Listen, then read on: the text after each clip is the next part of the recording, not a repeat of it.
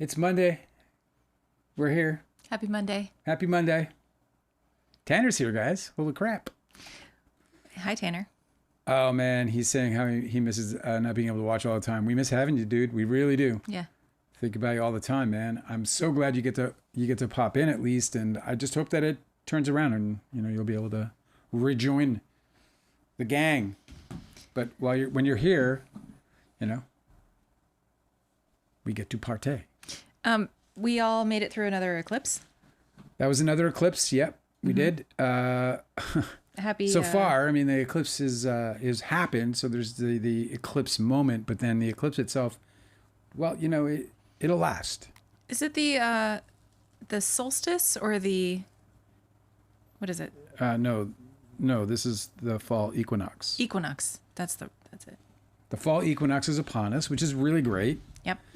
Obviously, the decreasing light, which is very interesting, like the spooky season. Yeah, here we go. Put your best spooky costume on.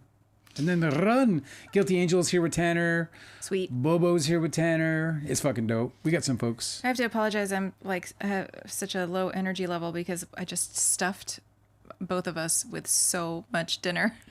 Yeah, we ate too much Indian food. Struggling. We ate too much Indian It's like food. Thanksgiving around here all of a sudden. We do have a lot to talk about, though.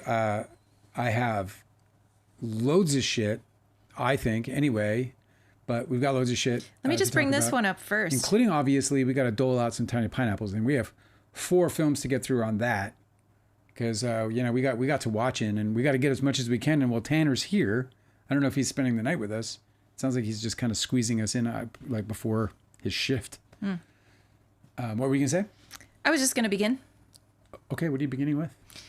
Colleen Hoover has a new book out, and it's about an author facing viral backlash. Yeah. It's just so they don't nothing to wait. They don't wait on nothing. Here's the it's like you'd think like maybe 5 years from now she could like process it. Like I get. Look, I'm not criticizing. I'm just saying like she just it happened. It's so reactionary. I think it's important I think authors recognize that they need to constantly be producing. Yeah. If they constantly want to be She's making like that big money. Right? She's the reason why she's so massively successful is because she's so productive. Yeah. So she's just going to be like, oh, a weird thing happened to me. Let me turn it into a book. Yeah. Here's the description for Woman Down is what it's called. Oh. Her words used to set the page on fire, but a viral backlash over her latest film adaptation forced Petra Rose to take a hiatus, resulting in missed deadlines and an overdue mortgage. Branded a fraud and fame-hungry opportunist, she learned the hard way what happens when the internet turns on you. And she's been uninspired to write ever since. Now, with her next suspense novel outlined and savings nearly gone, she retreats to a secluded lakeside cabin, hoping to find inspiration. It's Petra's last-ditch attempt to save her career and herself. That sounds dull as shit. What happens? She goes to a cabin to write a book? That's what the book's about? Yeah, I mean, that's a weird, like, unenticing thing. Is it a haunted cabin? Is it a cabin where there's like murderers nearby? It's kind of heartbreaking. I'm just saying, like that's a heartbreaking pitch. Is it? Yeah, that's a heartbreaking pitch. That's a heartbreaking pitch. Why? Well, I mean, she's talking about a person's life being ruined by a backlash in the internet thanks to an adaptation of her book. Yeah. Of a book. I mean, she's outlining what she's perceiving as her life. And look, I don't know how much money she made. Clearly, it had to be a lot. I mean, this woman cannot be wanting for anything materially, is my imagination at least. But, as far as her career, now this is another thing. And this is the thing that matters most. Although she said, over like a late mortgage, I hope she's not late on her mortgage. She better not be late on her mortgage. Because if she's late on her mortgage, then anybody who ever wants to write a book and like have it become a hit loses all hope. Because it takes everything to write a goddamn book. I mean, it's just everything. It's like a movie. I'll tell you, man, writing a book, making a movie, like it takes so much out of you. It's crazy. So you're saying that if she's at her level of success is late on her mortgage, then there's no hope for anybody who's trying to get to her level of success. Like who's going to shed that much of their soul for, you know what I mean? Like I understand like the compelling works, like I had to write my book behind me. I had no choice. apparently Colleen Hoover's getting a fair amount of like hate comments from both sides, oddly enough. It's an odd choice to make. I don't think I would have done anything similar to that. You know, I'm still writing Buried in This Town 30 years after I got buried in that town. I would expect you to do something similar than this. This is an excellent way to deal with something weird that fucking happened in your life. You should always exploit bad things that happen to you. It's like it's alchemy, you know? Like you get like served a pile of shit. It's your job to turn it into gold somehow. But it's yours to do with it as you wish. And if you can turn that into something, you know, that you can exploit, then yeah, absolutely do it. I didn't read this book description before I read it to you. To Alive, yeah. And I'm just really surprised that it doesn't have more. Like, why would a book like, that's cool. That's a setup, but like, right. Where's the description? You can't imagine that whatever's happening in the cabin can be all that exciting, but for, you know, the writer. I can't believe that they're like leaving so much unsaid. Like, where's the plot? What's the... Well, I'm trying to say, like, so I'm saying, like, you know, like she's at the cabin, she's writing, now what? You know? Because like writing a book is, you know, it's not an exciting thing. You know, I mean, it's exciting to the writer. No, but just like in the hero's journey of it, it can look ridiculous, really. If her ordinary world is chaos and discomfort, then her venturing out to a cabin where she can peacefully try and regain her creative, you know, workflow, then that would be the departure of the hero on the journey. That's not the journey. Right. You know what I mean? I got to bust out my chat because I'm not seeing anything. Because it's on the wrong screen. So a couple of clicks and I'll be right back with you. Just a couple of clicks. I just need a couple of clicks. I just need a couple more clicks. Can you just give me a couple more clicks? So, well, listen, Colleen Hoover, I wish her all the luck. I actually think that she is such a major victim in all of this. Before there was the ends. This is a weird thing with her, and I don't know. You know, maybe look at her chart, whatever. I don't know what the fuck. But this woman had a massive backlash before It Ends With Us happened. Yeah, the movie. That's right. It was massive. Like I was doing my poking around because I was releasing my book, and I was like, oh, what's book talk? And it was just absolutely like teeming with videos of her fans burning stacks of her books out in the backyard in fire pits, burning her books, calling for the end of Colleen Hoover. It was strange. And it was long before, frankly, the movie. Yeah. So all of the Baldoni fans that are like, yeah, you know, giving her a hard time about this new book, they've got the solipsism, right? Like they think that her only controversy in her life was this, but she's like, I was born in it, man. I don't even know what it was. I have no idea. No, I don't know either. I couldn't like glean it. It was weird. Nobody really seemed to articulate why they were just on the bandwagon. There was just so much hate for her. And I guess it was probably because about something in the content, like something of the content, you know, blah, blah, blah, whatever. I mean, I think that she was accused of like her, I guess like the dark romance genre is really controversial. Yeah. Because there's a lot of aspects that are like, you know, somewhat abusive, but it's framed in a way as if the protagonist is like, you know, that it's sexy or something, presented as if it's romance. I think that that's just what I hear about that genre anyway. And I don't know how many of Colleen Hoover's books are that genre, but maybe that's why. I think she's romance. I think that's what she does. I couldn't really say though, because I've never read her and I probably won't. You are. Yeah, she's a great writer. Yeah. She does weird stuff. A lot of times I'm struck with like the thought of like, why would you make that choice? Like for instance, in It Ends With Us. Just two things I'll point out real quick. She writes some things about Lily as if it's her first week on Earth. Yeah. Like it's really weird. So like Lily is the first time that she's having her boyfriend over for a date. She wants to do something fancy for him. They both have the night off from work and they can like sleep in the next day because they have time. And she wants to make some fancy food. So what does she decide to do? Make a casserole. And she doesn't even make a thing of it. Like she just picks that's the food really that she's going to cook on a date. Like whoever would ever make a casserole to impress your date. It's just weird.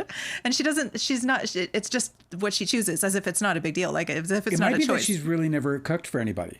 Or, and the last thing she remembered was her mother or grandmother making her a casserole. Like maybe. It must be because. You know what I mean? Yes, but however, Lily is a person who gardens, and she grew up with somebody who, Atlas, her childhood friend, who is now a chef, but he was a real big like foodie, used to cook. So like it's not like she's not been around. Sometimes I like think Atlas and I roll my eyes as far as the name goes. I know. But then I was just like watching football and there's a guy playing football and baseball. I was watching baseball and there's a guy playing baseball and his first name is Blaze. Blaze, Blaze. This is a thing in America now. We Blaze have names like this. and Atlas. Yeah. So another thing that she did. We should have a kid and call him Pencil. Sure. There was a really funny joke that was going around a few months ago about people who were like really regretful that we have words that have certain meanings, because if they didn't have those meanings, then they would make really great names. Like the name like Tragedy would make a really good girl's name. Oh yeah, well that's funny. I love all that. It would, wouldn't it? Where are you going tonight? I'm out with Tragedy. Your dad'd be like, "No, you're not.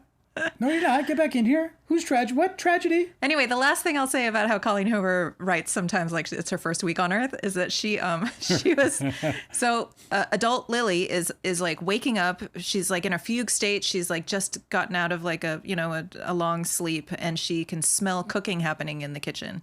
And she's like, "Oh, it smells so good." And what is her favorite thing that she conjures up in her mind that she can smell? Cooking? Toast.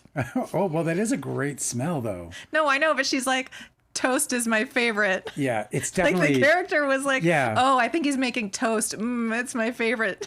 It's a weird thing. That's a weird thing. I was like, toast? Toast, yeah. Like, are you human? Have you ever been around food before in your life? Are you right? Is this like a dispatch from another planet or something? Because you don't know how it works? AI. Nobody ever like hears, like smells, and it's like, oh, that's somebody's making a delicious breakfast. And the thing they're thinking is fucking toast. No, it's like bacon. It's like, potatoes, like whatever. It blows my mind about these writers, and it's like in the genre, but like especially the, romance genre. And it's so funny because like a lot of, I'm in a lot of writing subs and stuff, and a lot of writers, they write to market, and they're broke, broke ass fools like me. And then they're like, and then I just wrote to market and like, I'm making like $15,000, $20,000, $30,000 a month now, and I'm just writing romance. Yeah, right. I can't remember where I was going with that. Damn it. Well, that's the sort of thing that she does. Is like she's just writing. I just can't believe how they churn it out. Like yeah. they just dish it out. Like they're just sitting there and like, and I guess it's just because they must have like grabbed like the stencil and just Well, I mean, I saw this. A lot of people on like TikTok are sharing like they have these book channels, but they're all about the aesthetics of books. And so they have all of every single Colleen Hoover novel has like the same print and just a different color on the binding. And so they collect them all as this like aesthetic, like props in their house to look pretty. So like she knows that there's a bunch of those people who are every time she writes something and puts it out, they're going to add it to their collection. Delicate's here. Must be nice. All Science is here. Erica is here. Alex is here.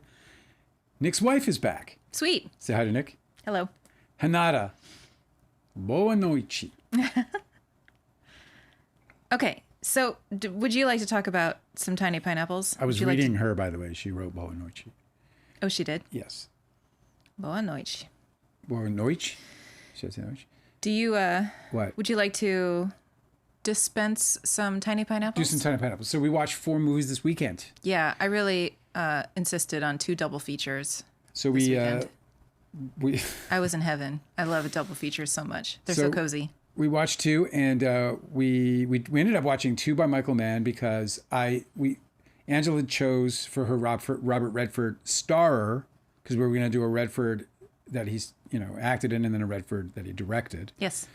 And so the Redford that he starred in, Angela chose, because I've seen pretty much all of them. And I hadn't seen with any. the exception of the one that we're going to still see, which is that one where what is he in a room or on a boat or a raft or what the fuck? He is on a small yacht in the middle of nowhere. Yeah, yeah. And there's almost no dialogue in the whole movie. It's probably something rich people, that's probably like one of their like phobias. It's like, what if I'm on my yacht one day and just, I wake up and I'm like, where the fuck are we? Do you think DiCaprio has those like scary? Those are like his only nightmares. It's like, wait, so like sweats. Like the What's anchor. the matter? The anchor's broken. I woke up and we were just surrounded by water and nobody knew where the fuck we were. And we had no communication. And I was we were out of just on this champagne. yacht. What? And I was out of champagne. And I was out of champagne. We were out of like Fugua. What the fuck? And the models were all seasick. And dirty. It's terrible. Okay, we're gonna take this too far. Where were we? We were talking about All the President's Men. All the President's Men Somehow. is so let's talk about that. Well, that's our first movie we'll talk about. Starring Robert Redford and Dustin Hoffman, among others. Just a fucking absolute slamming cast, really. I mean, and directed by Pukala. Is it Alan Pukala? I always forget his whole name. I don't know. You want me to look it up? Yeah, what's his name? Let's get his name in there. All right. And of course, written by Woodstein, as it goes, which Woodstein. is Woodward and Bernstein, right? Yes. Carl All the Bernstein. President's Men is directed by Pakula. Alan J. Pakula. Alan Pakula. He has an incredible career. Yeah, he he's done. I've seen so many of his movies. He did Clute. He did All the President's Men, The Parallax View, Sophie's Choice, The Pelican Brief, Loved The it. Devil's Own, Consenting Adults. I love all these. Those are on a theme, aren't they? Yeah. Okay. So this man, he directed All the President's Men, and this, of course, based on the book by Bernstein and Woodward, which was their breaking of the Watergate scandal for the Washington Post. So obviously fitting for the times and all this other stuff. But why we watched it is because it was Robert Redford. And yeah, I mean, so I'm just going to dole out my tiny pineapples. It's a 4.5. It's really closer to a 5. It's like, because we don't do really anything beyond a 4.5. It is almost. What do you mean we don't do it? It could be perfect. What do you mean we don't do anything beyond a 4.5? What were you? That's not a rule. 4.85? No, I'm not saying that. I mean like between 5. No, you give divide things, the pineapple. You give things 5 like you give candy out at Halloween. It's like, which is, you don't really do, but if you did. I feel like you can divide a pineapple in half. But then when you start dividing the pineapple in other portions, it's not like it's like a. You can't give it like a couple of chunks. No, it's not a pie. You know what I mean? It's like 4 pineapples in 2 chunks. So I'm gonna go 4.5. Tiny fucking pineapples. I absolutely love this movie. I can't believe how well it held up. I haven't seen it in forever. It was one of the favorites. It's really one of those movies that inspired me greatly when I saw it. And the reason why is because I have always been insanely attracted to movies and plays that are very natural. Yeah. That like feel like where I can become a part of them. My ideal immersion is that I'm in the room, that I'm a fly on the wall. And I feel closer to that when everything is more closer to reality. This can happen in these like far off settings of like, science fiction or history, because it's really just all about the relatability of the actors and the scenes, the commonality of it all. One of the things that I loved about what Han Solo brought to Star Wars was he brought everyday American men into this far off future. Everybody else sort of felt like they were from the future, but Han Solo felt like he's somebody you could be sitting next to at a bar anywhere. Well, you can't say that about all the President's Men, because Robert Redford is too beautiful. There's just every single scene. I think every I've known single scene people- where he's just playing like a regular reporter, or like they'll knock on the door trying to get an interview with somebody, some witness, and a woman will answer the door, and she'll like look at Dustin Hoffman.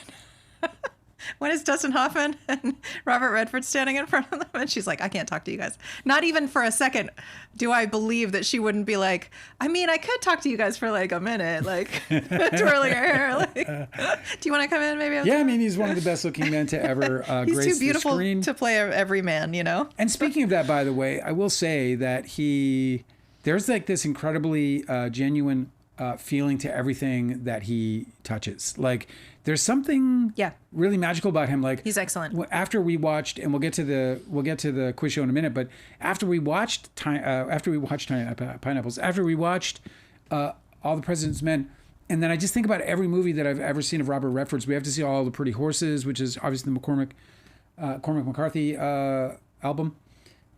It's a book, I know. I'm just playing.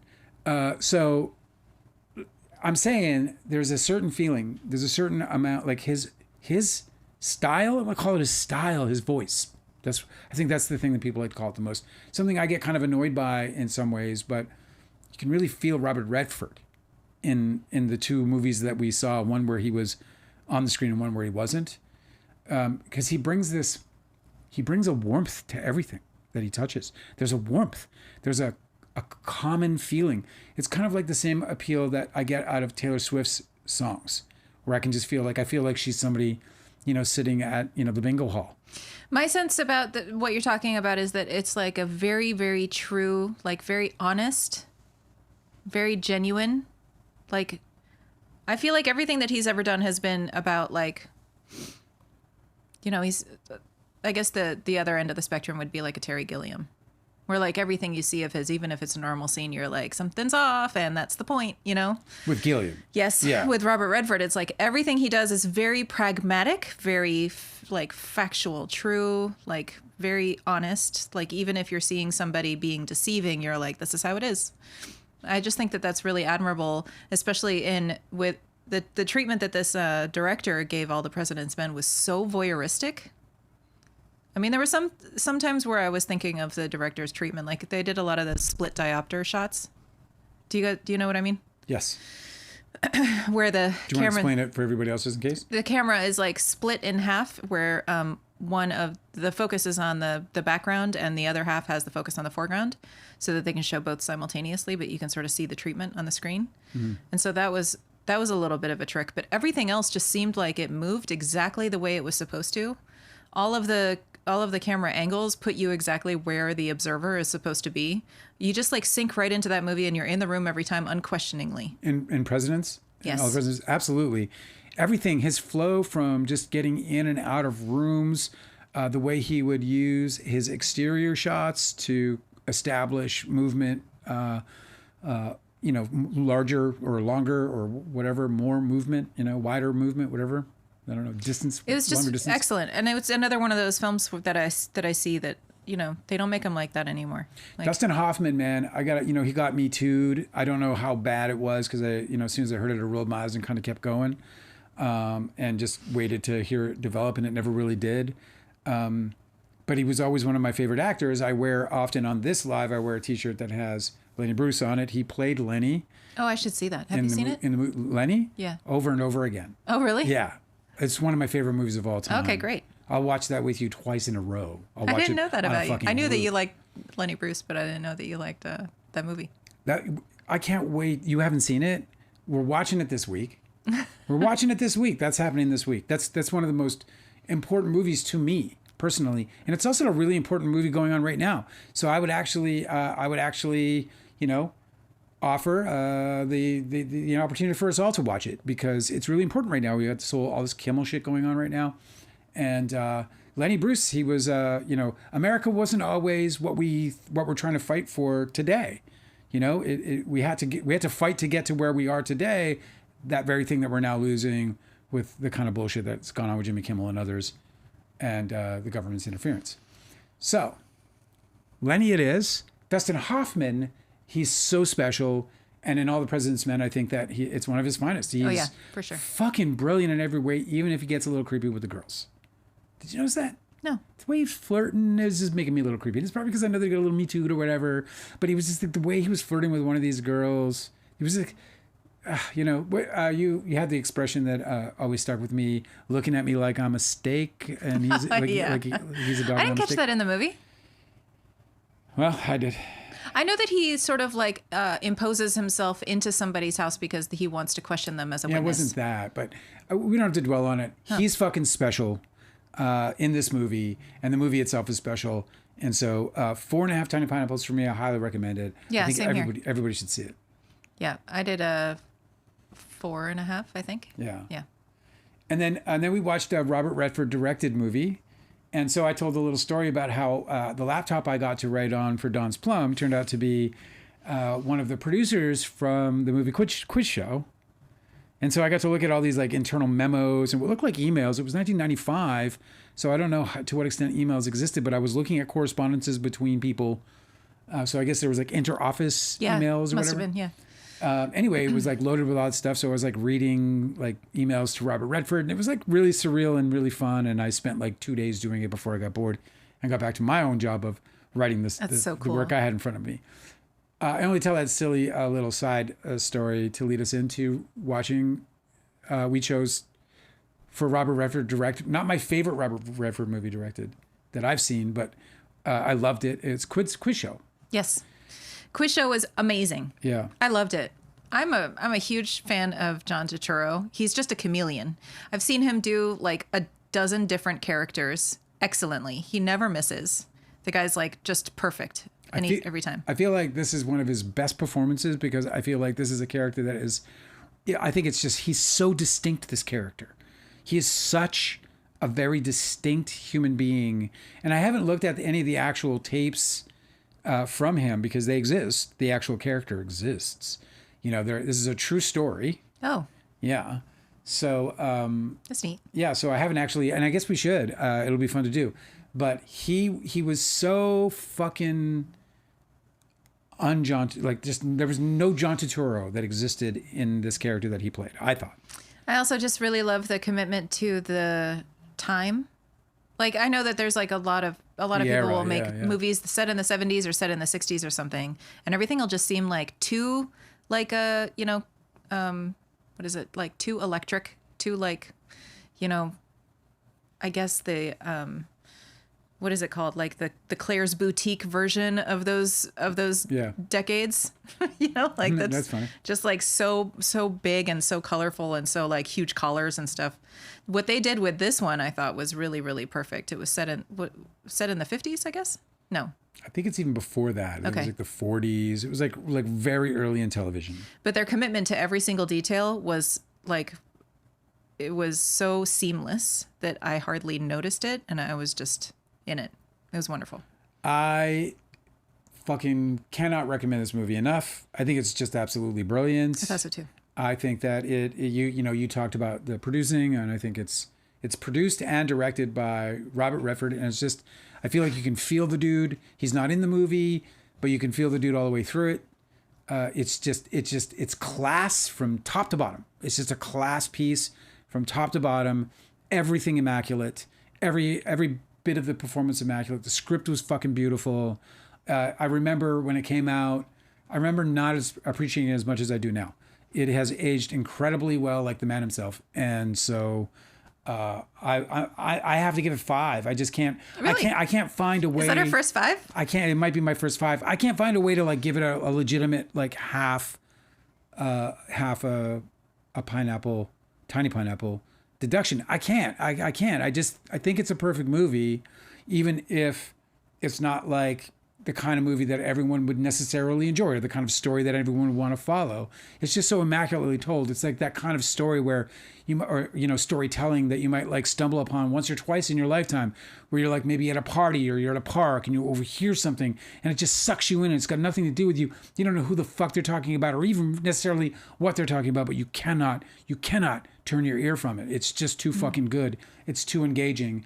And I think that's what Robert Redford achieved here. He achieved a story that I would have probably walked past in any other medium, or by any other filmmaker. I just, okay, yeah, whatever. And it's interesting because they kind of dealt with that very issue that I think the whole content kind of carries with it. But he delivered something immaculate. He delivered something beautiful. So I'm going to give it all the tiny pineapples I got in my pockets. I would give it a 4. I think this is it. This is a... I don't know how to explain my, single pineapple demerit, but I really enjoyed it. It wasn't like, I guess, as far as like my personal taste, it was a 4. I think you just got to wait till you're in your 50s. We'll watch it again when you're in your 50s. Okay. I think it'll notch up one. I did not feel the same way about The Insider by Michael Mann.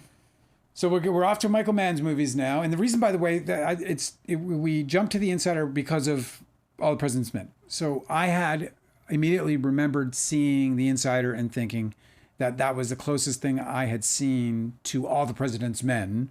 Okay, and so that's why we just jumped right into it. So I was like, I recommended it, and you're like, yeah, let's watch it. Well, you looked it up, saw that it was a Michael Mann movie. You're like, let's watch it. I was like, okay, we'll watch it. I didn't like it.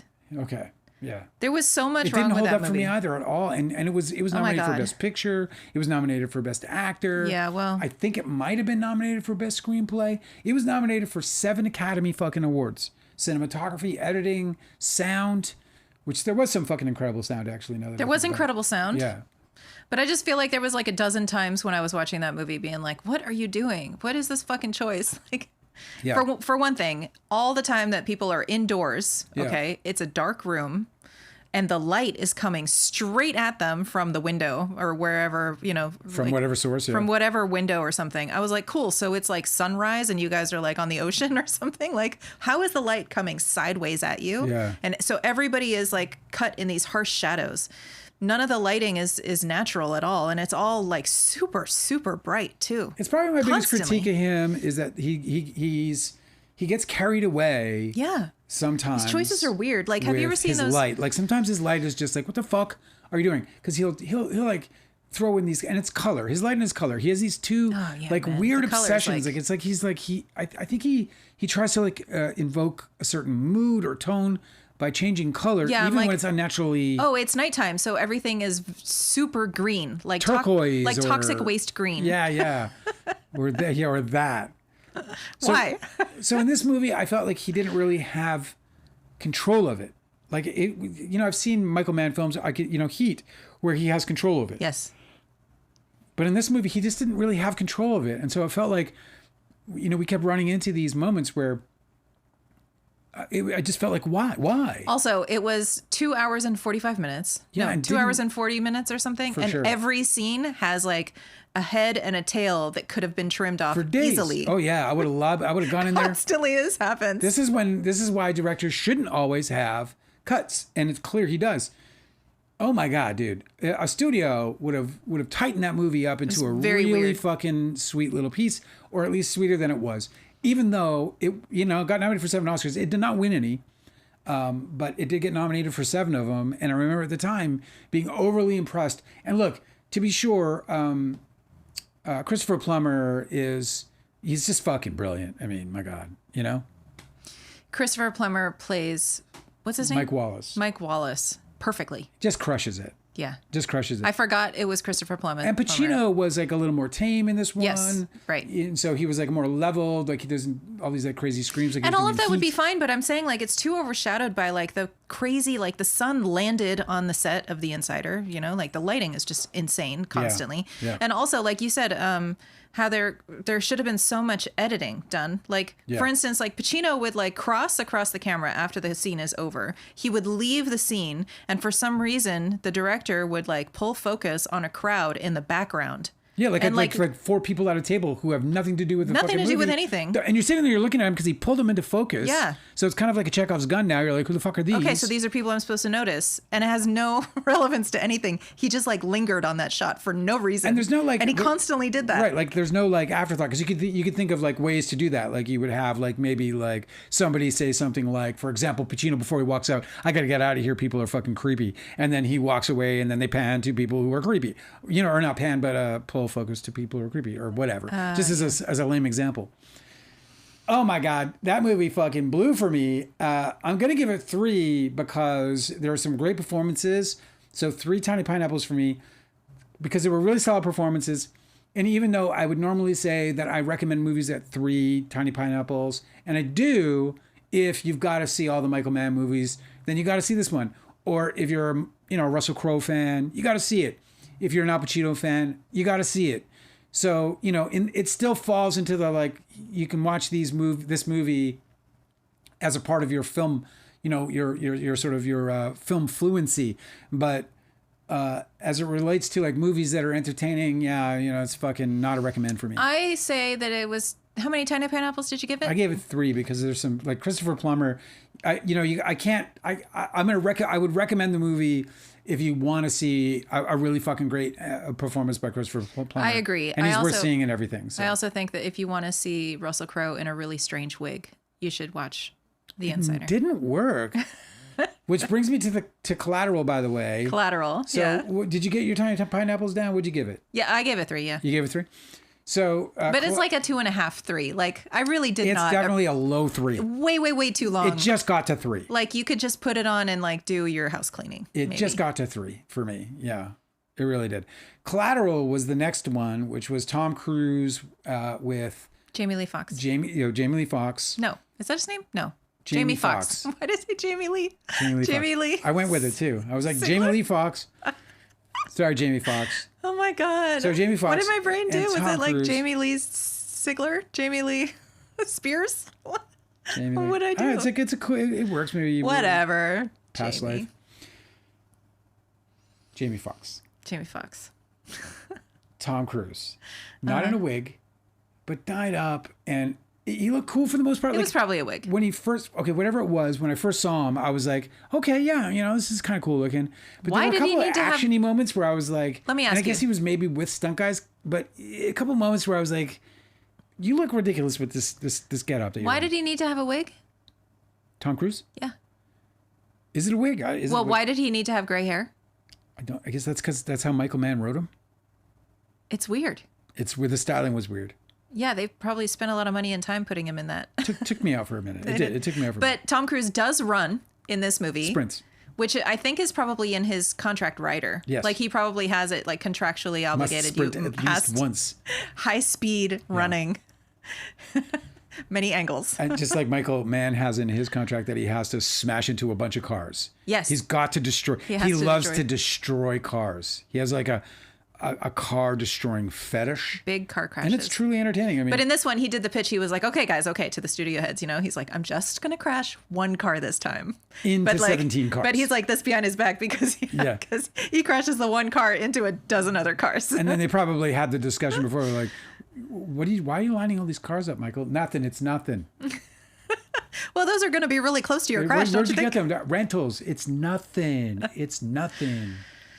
I enjoyed Collateral. It's an actiony movie. It doesn't have any. It doesn't have any story. Like it has a story. You think it has a story? Yeah, it doesn't have like maybe a good story, but it's got a story. About halfway through, you find out who the guy is and why he's doing what he's doing. That's what you find out. It was okay. It was okay. I liked it. I would recommend to see it. I'm going to give it 3.5 tiny pineapples. 3.5? I'm going to give it 3.5 tiny pineapples. It was not a 4 for me. I'll tell you why. Okay. It wasn't a 4 for me because I felt like it had no real good story development whatsoever. None. But it moved though, right? It moved well. It moved well. I thought Jamie Lee Foxx, not my favorite actor, and I really liked him in it. Yeah, I thought they were really good together too. They're good scene partners. I might not have been fair to Jamie Foxx. I'm rethinking Jamie about, Lee Fox. I'm thinking about. I'm thinking Jamie Lynn Fox. Jamie Lee Curtis. That's what you're thinking of. Jamie Lee Curtis. Thank you. Is that what my brain did? But Jamie Foxx, I think I have to like rethink my whole Jamie Foxx relationship because I really liked him in this movie, and I thought like he brought some real stuff to that role. Like I thought he brought like I don't know what I'm looking for. Maybe it was tenderness. He brought like the real guy stuff. Like he was so ordinary, and he did it like in a way that was really well contrasted to what Tom Cruise brought with his cold hard killer. Role. I think that Jamie Foxx is one of those like he's obviously not underrated. I mean, he's been like nominated and stuff, so people respect his acting. But I think that people don't really recognize him for, how like when Robin Williams was doing dramatic work and everyone was like, "Oh my God, you're incredible," and when Jim Carrey was doing dramatic work and he was incredible, and I feel like Jamie Foxx should be in that conversation too. Because he's such he was nominated. He's won an Oscar. No, I know, but just specifically like the talent it takes to be an incredible comedian, to absolutely like slay in these like absurdist comedy sketches and like completely commit, and also do this really, really amazing, heart-wrenching dramatic work that he's been recognized for. I just feel like the duality is so much more impressive than just being like, oh, he's a great actor, So I felt like he brought really something cool to the movie, and he was kind of my hook in, really, because Tom Cruise's character was like something to watch. part of what and why I'm like less in love with action-y movies and more in love with talky movies is because, as I was saying earlier, you know, I like to get immersed into it. And so I like to be a part of it as opposed to just watching it. And Tom Cruise and that character and that performance was something I'd very much watch as opposed to really relate to or be a part of in any way. I feel like he's always like that, though. Like compare that to Leon, the professional, for example, in a kind of almost similar role where he's like playing. Now he is completely relatable. Somebody like I'm completely immersed with. I've got to go down the path with. Whereas like Tom Cruise to me was again like something I would watch. You know, something like almost fish tanky, where it's like I'm in this, you know, I'm at the aquarium and like, oh, there, you know, as opposed to, and this is what I'm talking about in terms of my compliments to Jamie Foxx's performance, where he just made me, yeah, he drew me in and he like brought a humanity to the piece that it wildly needed. It was really, without it, I can't imagine that movie working at all. I have a really complicated opinion about Tom Cruise because his real life just seems so it interferes, yeah. So scandalous and strange and maybe I look past it. I do. But every time he fucks up, I bring in all of it. Right. Like as soon as he fucks up on screen, I'd be like, okay, fuck him. And I just say, but it was like super delightful to see him play a villain so well. I just think it's just really cool when you see somebody, you know, just play the other spectrum, the other end of the spectrum. It's true. He was absolutely sinister from top to bottom. Yeah, it was super cool. And he did have relatability things. And, you know, there was a pretty solid chemistry between the two of them. I thought they played well together. Yeah, it was a good movie, man. I'm giving it a 3.5. You're giving it a 4? I'm giving it a solid 4. I really, really enjoyed that movie. There's just not, it's not, I'm giving it a 3.5 because I think he didn't do enough writing on it at all. Or to some extent, it got missed by either performance or directing, which all is directing ultimately. I'm not giving it a 5 because I do sometimes for action movies, but it's Michael Mann has such a strange taste about like music and about color, and so there's just some things where I'm just like, man, you're a little like good for you for making the artwork that you want to make, but that kind of doesn't suit me just perfectly, you know. Yeah, he's one of those guys who I can kind of, you know, he can make The Insider and I'll be like, nah. And then he can make, you know, Heat and I'll be like, yeah, you know. So, I want to hear his explanation for why he made The Insider. Like he's an interesting writer, man, because as a writer goes, I feel like he understands, like there's a level of writer that understands scene construction to a level that I just feel like is like a deeply immersive experience, and they can write anything that's like high paced or slow paced if they understand this. And I know that I'm being a little vague in this, and so I apologize. But he's got a little bit of magic with his writing. He's got a little magic in his idea of scene construction. It was written by Stuart Beatty. Which one? Stuart Collateral? Beatty. No. Collateral was? Yes. Oh, okay. Well, in this case, Stuart Beattie. I guess that's Beatty. I don't know. Well, interestingly enough, it felt a lot like Heat, which he did write in terms of a similarity in tone and writing. So I think that those are probably good double features if you have the time, you know, because they're both long. Heat and Collateral. Yeah, if you want to do a Michael Mann double feature, but skip The Insider. Oh my God. Yeah. The Insider. You're right. Like it was so great just to see the guy that played Mike Wallace. Plummer. Yeah. Yeah, Christopher Plummer. Oh my God, he's amazing. He never misses either. He's perfect. No, he is. He's really good. But you know, oh my God, the rest of that movie is such a fucking slog. It wasn't a terrible performance by Pacino, but it just like actually he played a TV dude pretty well. But yeah, you know, like a TV producer, he played him pretty well. But anyway, whatever. Do you think that I have to ask your opinion about this? So C 3 out of 4 this weekend. Recommend. Yeah. So it's pretty cool.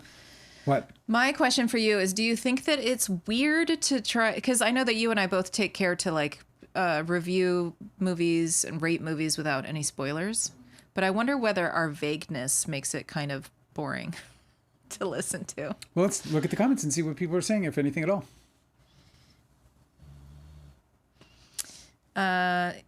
I'm just going to back up to the beginning. Tanner said, sad week for me this week. The Mets might not make the playoffs. Listen, Tanner, I think about you so much when it comes to the Mets, and I'm going to take a minute, guys, because this is fucking painful shit. The Mets were in it. They were leading since April. and it's just a painful moment for Tanner, and I feel that, and I am sad for you, as much as I have a rivalry against them, and I couldn't be happier for the Philadelphia Phillies. I was thinking about you because that's epic, and it's kind of like fucking with your fans epic. Like, they collapsed.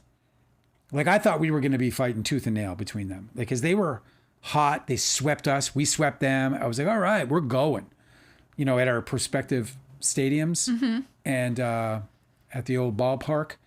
And they just kept sliding and sliding and sliding. And so the Mets, you know, I mean, I don't care. But for Tanner's sake, I care. I do. I want Tanner to have all the good things. Yeah, I know. Don't you? Yeah, me too. Yeah. I want you guys all to have all the good things too. Delicate's here. The Ratchag is here. Austin is here. Matteo is here. Mateo. Ah, shit. Would you like to hear more? Please. Alex said, I'm enjoying your book a lot. Oh, awesome, Alex. It's something special, IMO, like a brainchild. Oh. I do feel a bit bad that some people are harassing Leo about it in comments online, but I sense he's brought it on himself. All I can be is excited about hearing you say that. I know. I hope that never ends. May he never go another step forward in his life without hearing, hey, that scene, Christmas time. What about that? Let's see. A scientist said Colleen Hoover stealth pivots genres. If she gave more of the plot, it would give away her turn to horror. Ooh. Yeah, well, she's in a house alone writing. Wait, I mean, it's got to be. Let's go. I'll read that. Now you got me. See, just do the pivot, bro. I got to feel. Well, I know, but like, so I'm not an expert or anything, but like, I had to help Dale craft his flipping genres. I love it. Your book summary to put out, and you have to tease a little bit more than she did. Like, don't like she didn't tell me anything interesting. Like, you have to tease that, you know, and then something, you know, super challenging happens or whatever. Did I say that Hanada is here? I did, right? Because we did the Yes. Boy Noich. Nick Carraway's wife is asking, I like your book, but how can I believe you, if that makes sense? Well, you don't have to. You know, that's the cool thing about your personal autonomy is you don't have to believe me if you don't want to. I will say this though, I released it a year ago, and where the fuck is Leo and Toby? Because obviously, you know what I'm saying. Like, this is something that I feel like is important to convey. Is like Dale knows that if he said anything that was false in his book, that they have grounds to sue him for defamation. Yeah. Everything in your book is true because that's the only way that you were protected. You know, look, oddly enough, I'm not trying to convince you of anything. I wrote a book about what happened to me. Do you know what I mean? So, and I don't mean that, I hope that doesn't sound like contentious in any way, but my focus on the book wasn't, I'm telling the truth. I'm liable for the things I lie about. So if I've lied, they can come get me. Do you know what I mean? But I've told the truth. And, you know, Leonardo DiCaprio, you know, this book was something that he wrote. You know, it's so funny because like he accused us of turning a short into a feature. And in the book, I explain how if anybody turned Don's Plum into a feature film, it was Leonardo DiCaprio.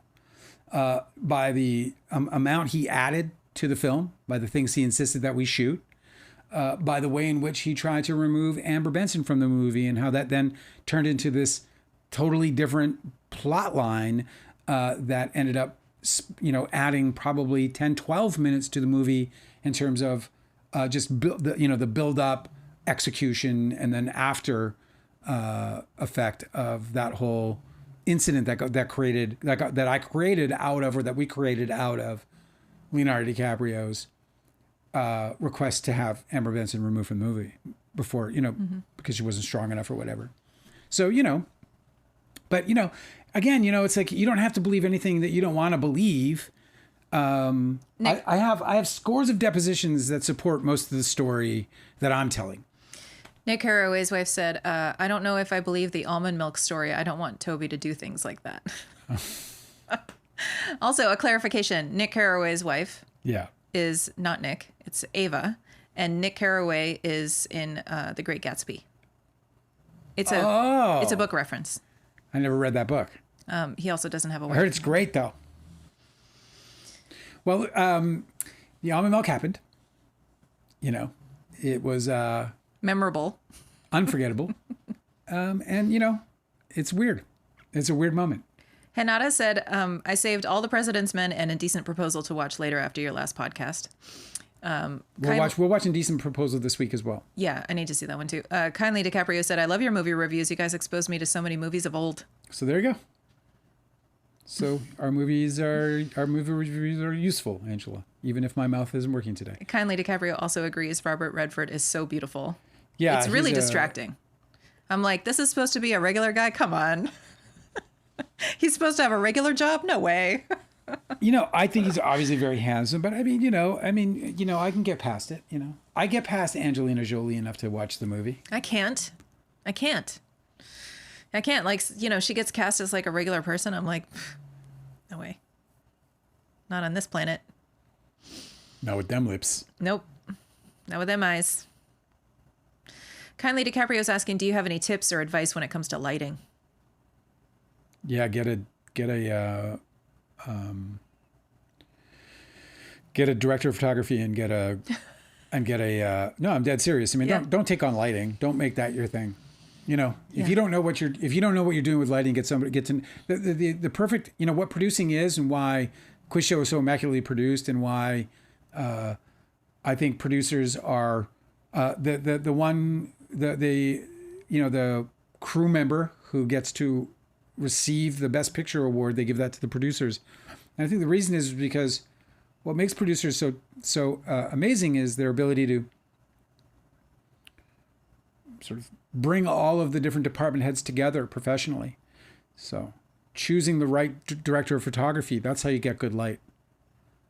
You know, and they'll usually bring the gaffer. You know, that's how you do it. My tip for you is to get a good director of photography. And don't be shy about it. Go find them. You know what? Here's the thing, man. You got to come up with a good idea, and by a good idea, I mean, it's either got to be rich in possibility. That means that you come up with something experimentally that is exciting, or something that has a great idea, a good hook behind it. And now, I mean, if you're writing a screenplay, then it's all going to be about the script. You just got to write a great script. And if you write a great script, then you can go on and start attracting people who want to be a part of it. And you know, spend less time worrying about who's in it in terms of name, and spend a lot more time worrying about whether or not they're capturing the essence of the character that you saw in your vision for this idea. And remember that it's always about being flexible. Flexibility is power. So especially in film, but in life in general. So remain flexible. That means that you have an idea, but you have to allow for the collaboration. And that means that sometimes that idea of yours will get, you know, transformed into something even greater or something quite different. And you might not even know it's great yet. And that's when you start having to lean on things like trust and belief and belief in what you're doing. And that's the other thing is like, you're going to doubt yourself, but never doubt what you're doing. Just, you might doubt like your approach to something, or you might doubt whether or not, you might question whether or not you've finished or gone thoroughly through everything, whatever it might be. Just, you know, you got to have the faith, you got to keep the belief, and you got to just surround yourself with the right people. And you do that by cultivating community or becoming a part of a community, and by creating a property that people feel compelled to contribute to. Speaking of lighting, Roger Deakins just released or is about to release his memoir, and it's like a picture book where he goes through all I'm gonna buy that. I'm gonna read that with all of my orifices. I know. He's so amazing. I personally, my preference is always for whether it's a lighting in the movie that's like maybe the supplemental lighting is hidden, but it always looks like it's practical lighting. Yeah. I feel like that's like an easier win. I feel like you'll more easily capture people's admiration with practical lighting. I especially really like when it's just like a lamp-lit room and the actor who's supposed to be playing will go and sit at the lamp, as opposed to like staging the actor first and then setting the light where you need it to be. You know, like obviously both happens, but I always just find it so much more intriguing when the camera is at the light. Like you're just a piece of furniture too, and then the actor moves into the light, you know? I don't know why, but I always find that really appealing. Yeah, I mean, it's always, like when you're thinking about lighting, you can think about it in these concepts, but you also have to think about lighting in terms of like the whole movie, and so that's where it gets more and more complicated because one thing I will say is that nighttime should not just be blue, just by like default. Don't just make nighttime blue. Who were we watching that? I was like, why don't they shoot night like this? It was All the President's Men. All the President's Men, the exterior night stuff was just... It's dark. It was midnight. It was fucking awesome. Like it's supposed to be. Let it be like this, man. I know. There's all kinds of intrigue and depth and like, fuck yeah, especially now with the dynamic range that we have on these cameras, bro. Like, I mean, use the dark and everything's OLED. I mean, now more than ever. Anyway, those are our movies for the week. We already added, what did we add? Oh, we added, what was the movie? Oh, Lenny. We added Lenny. Yep. And we added Indecent Proposal. Austin we're said... We're going to keep going with Redford. Yep. I want to keep feeling this guy because actually, one more thing I would like to say before we go into Austin is about Redford is that, I've been reading around a little bit and I've been reading like some people in their sort of respects for him, people who knew him. And what's really cool about that includes people in the small town that he lived in who are not famous. And there's like, I was talking about the familiarity of Robert Redford as it sort of permeated through his work, not just as an actor, but as a director, and how I could feel that, how I could sense him in both of these pieces. I sensed him in their sadness. Like there was just, this guy has this, it's beyond his beauty. There's something really angelic going on that has sort of almost, it seems to be, it's been a profound little journey for me to just be reading a little bit about what people are having to say. And what's so wild is there's nothing diverse in sentiment, and it all has the same feeling of like, if you got to spend any time in the same room with the guy, I think that this you just got lucky. I remember a lot of people in like the 90s and early 2000s were talking about Brad Pitt being like a Robert Redford successor, but you can't just have a successor without the same mood. Like Brad Pitt and everything that he's ever done, there's a little bit of like the trickster archetype, like he's a little bit of a trickster spirit in everything that he ever plays. Yeah. So he's this like same level of attractiveness. Like they have the similar look, but their vibe is so different. I would say Robert Redford is better looking overall, though. Yeah, I think so too. But what I mean is like this sort of like steadfast, like honest. He's almost like it reminds me like I keep saying the word archetype. It sounds so weird, but archetypally like a solar figure, where you're like this. You take the sun for granted because it's always there. It's always present. But when it's around, like it illuminates everything, and you're illuminated by it. And I feel like that was the presence that he had in people's life. And I think that was why he was so captivating all the time on the screen and elsewhere. It just seemed like nobody ever doubted that Robert Redford belonged in the spotlight where he was. And he never seemed to take it for granted in a way that people like will be greedy or abusive or any of the other things, the darker aspects of the human condition that comes out when people access power. Like, I just feel like it was like the purity of a solar figure, like a true, like not just like a celebrity, but like the shining, luminous figure that we all like, the pure aspect of celebrity. You know what I mean? Am I talking nonsense? No, I like it. I like it a lot, actually. Anyway, I just feel like there's no replacement for that because we don't cultivate those kinds of celebrities now. There's no reward for those people anymore. Can I tell you Delicate's here, by the way? Yes. Hi, Delicate. So more comments, but yeah. I wanted to share what Austin said. Yeah. Regarding The Insider, yes. They were finalizing all the big tobacco lawsuits at the time, so it was playing and relevant. That's probably why all the Oscar hoopla. So just like Philadelphia, Aaron Brockovich, all the opioid films. It's funny you say that because Philadelphia really pissed me off because Tom Hanks won that year. Yeah. And he beat out Daniel Day-Lewis for In the Name of the Father. And if you haven't seen In the Name of the Father, incredible. It's one of the greatest performances ever given by an actor. Right. To me, there was no comparison. I thought, like, there's no way Daniel Day-Lewis... It's a funny thing, too, because it was his second nomination. It was the next nomination following My Left Foot. And when he won for My Left Foot, I didn't know who the fuck he was, and I didn't watch that movie. And I was angered because I was such a Tom Cruise fan at the time, and I felt like Tom Cruise in Born on the 4th of July was just absolutely a stunning performance. I'll never forget the penis scene, and that's all I'll say about it. It just broke my heart in every possible, like, he was so brilliant in it, Tom Cruise. And so I was like, okay, this guy's going to win his Oscar. This is his moment. And then they give it to Daniel Day-Lewis, and I'm like, who was this fucking guy? Of course, later I saw My Left Foot, and it was bloody life-changing.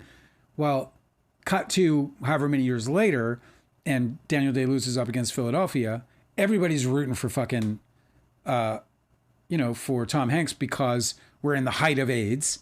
Yeah. And I'm screaming, no, that's not the guy to win. That's not the right performance, because there was a minute where this mattered to me.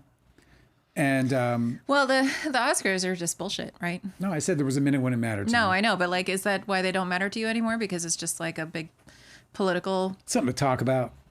Like I've noticed about the performances that win other smaller awards, but get completely snubbed by the Oscars year after year ever since I started to get suspicious of them. And it's just it's all just like the agencies and the studios, they pay for Oscar promotion. Yeah. And then that's who gets nominated.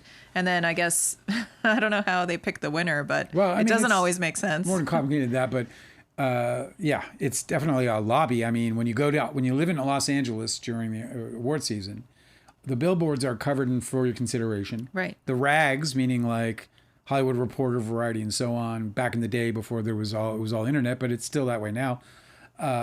For Your Consideration ads.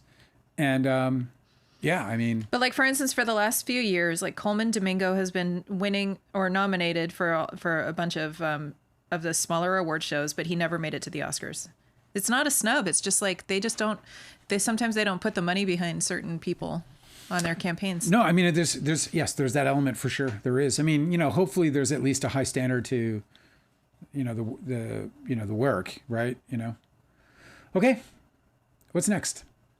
That's our Tiny Pineapple segment, don't you think? Yeah. Let me go and so this some feedback on the book brought up this whole Leo backlash. So Leo's movie is tracking right now to become the highest critically rated film of all time. People are calling it an instant classic. It's beyond, the hyperbole is beyond PR. It's like, this is like, people are reacting to this property as if it's absolutely fucking unbelievable. And it's bringing us to this really interesting moment because Leo has earned himself a bad reputation. Since his last movie came out. Since his Oscar since win. Before that, really, but yes, since his Oscar win for certain. And the jig is kind of up, really. And let me pull this up so that I can speak more succinctly about this. Here we go. So at the time that this post happened, and, our entertainment and so on just flooded with the Kimmel news, and we're going to talk about that as well. Flooded with the Kimmel news and just the whole, the outrage about it. And it's appropriately placed for the moment. And, in the midst of all that, there's this headline, Leonardo DiCaprio and Benicio del Toro on one battle after another. It's a mirror for what's going on in this world, is the quote. And there's only 5 comments, 5 hours it's been there. It's like, I'm telling you, it's the highest. They're calling it, we're talking about Paul Thomas Anderson's masterpiece, potentially. Yeah. Like his masterpiece. We're talking like, and you're saying that there's no engagement. Dude, there's 53 upvotes, 5 fucking comments. Now listen to this. So you go into the comments, like, I think this dude, so the most upvoted comment with 23 upvotes is Leo and his billionaire buddies are big parts of the problems going on in our world. Oh boy. Yeah, it gets better or worse. It depends on whose side you're on of the story. The next comment, which is Oh my God. a child comment. It says, Leo generates and enables the terrible atmosphere of the world, then takes money from our poor, vulnerable people who pay to see his films, taking a stance against people like Leo. It's beyond comprehension. Wow. This film is a Trojan horse to pass our money to the rich elites who love the billionaire class. That's so bad. The same thing Leo did with Don't Look Up. He personally poisons the world more than us put together with his jet rides, yet he profits off of any anger towards that. We're stuck in a loop. I love PTA movies, but I'm voting with my wallet, and I'm not giving Leo any more money. He's a parasite. My God. Holy fucking shit, That I couldn't is so believe harsh. it. Like, bro, I'm not like this guy. Dude, I don't even, like, I feel like I gotta call this guy. I'm gonna fucking message this guy going, can you, like, maybe put me through it? Because I want to be like this when I'm getting my venom out on this dude. I wonder if there's like a smear campaign or something happening.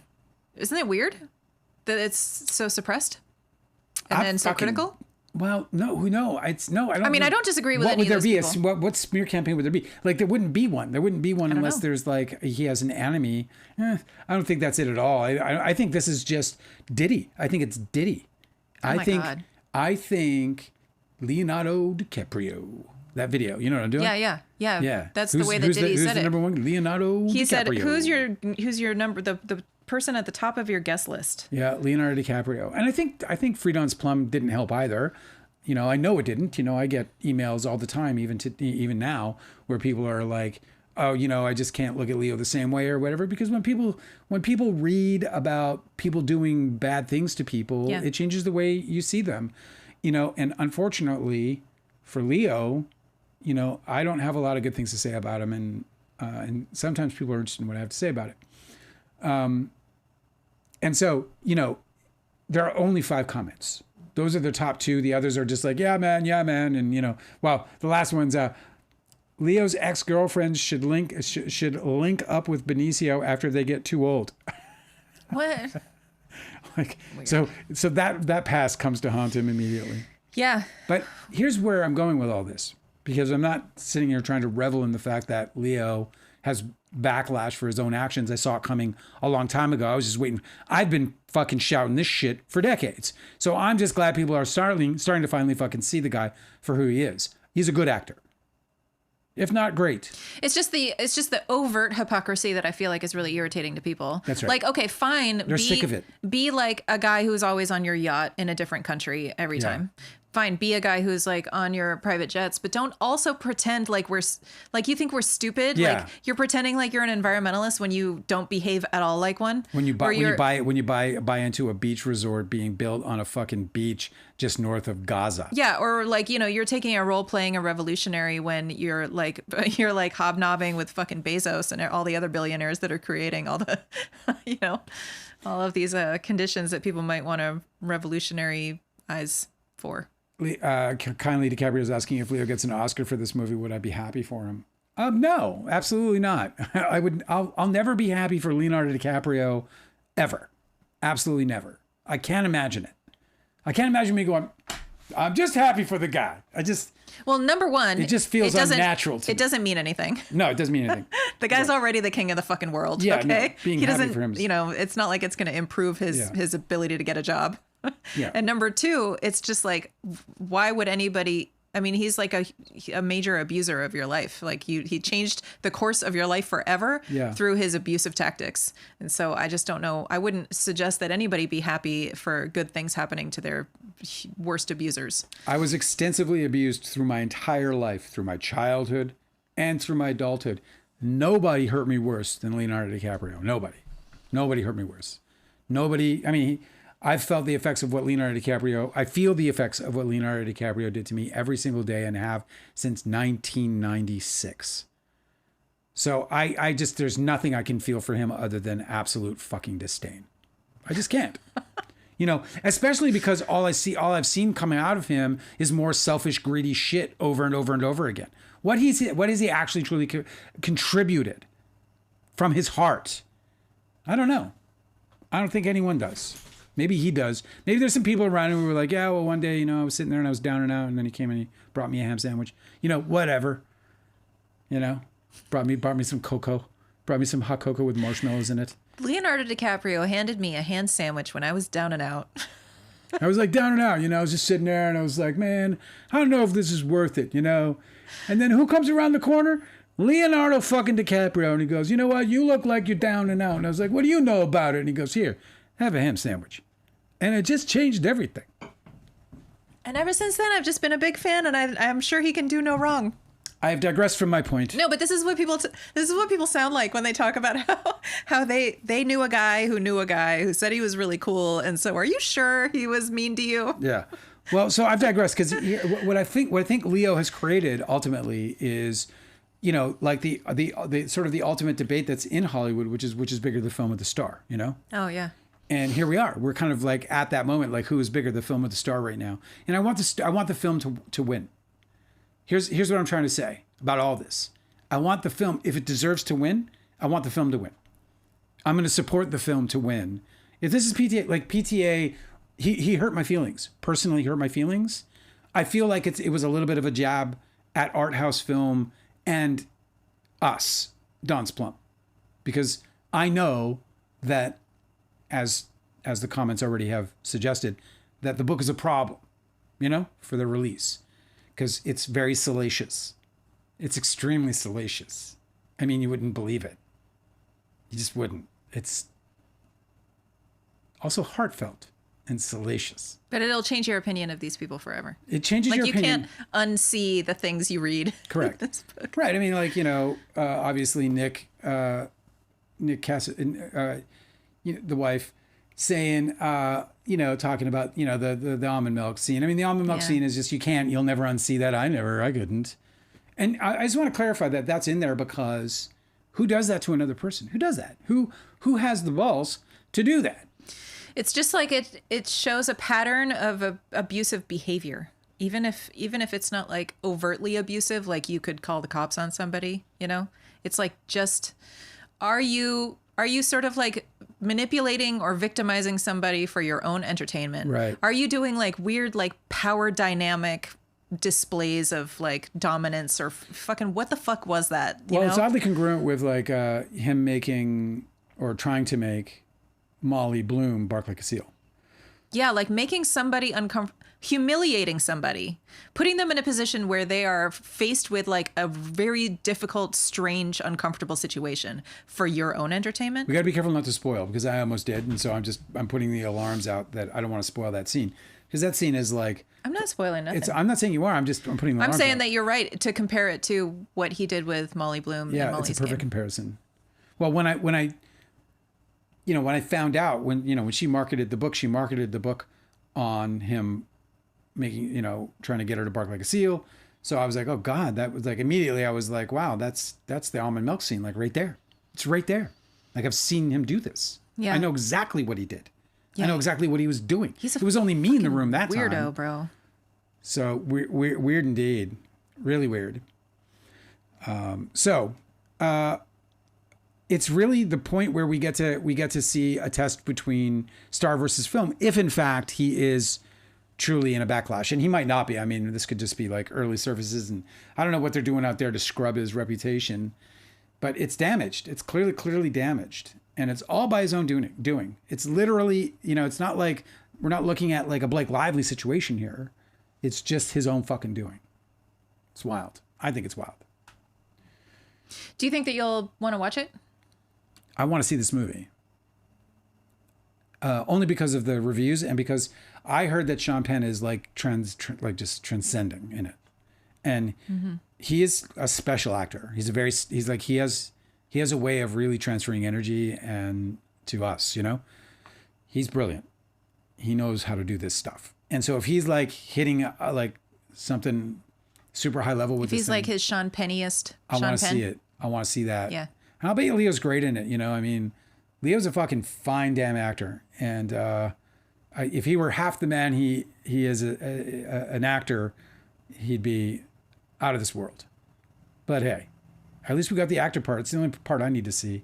I'm actually thinking about tying it into this show and stuff, but I'm thinking about like just biting in, seeing all the Scorsese movies I haven't seen because he's in it.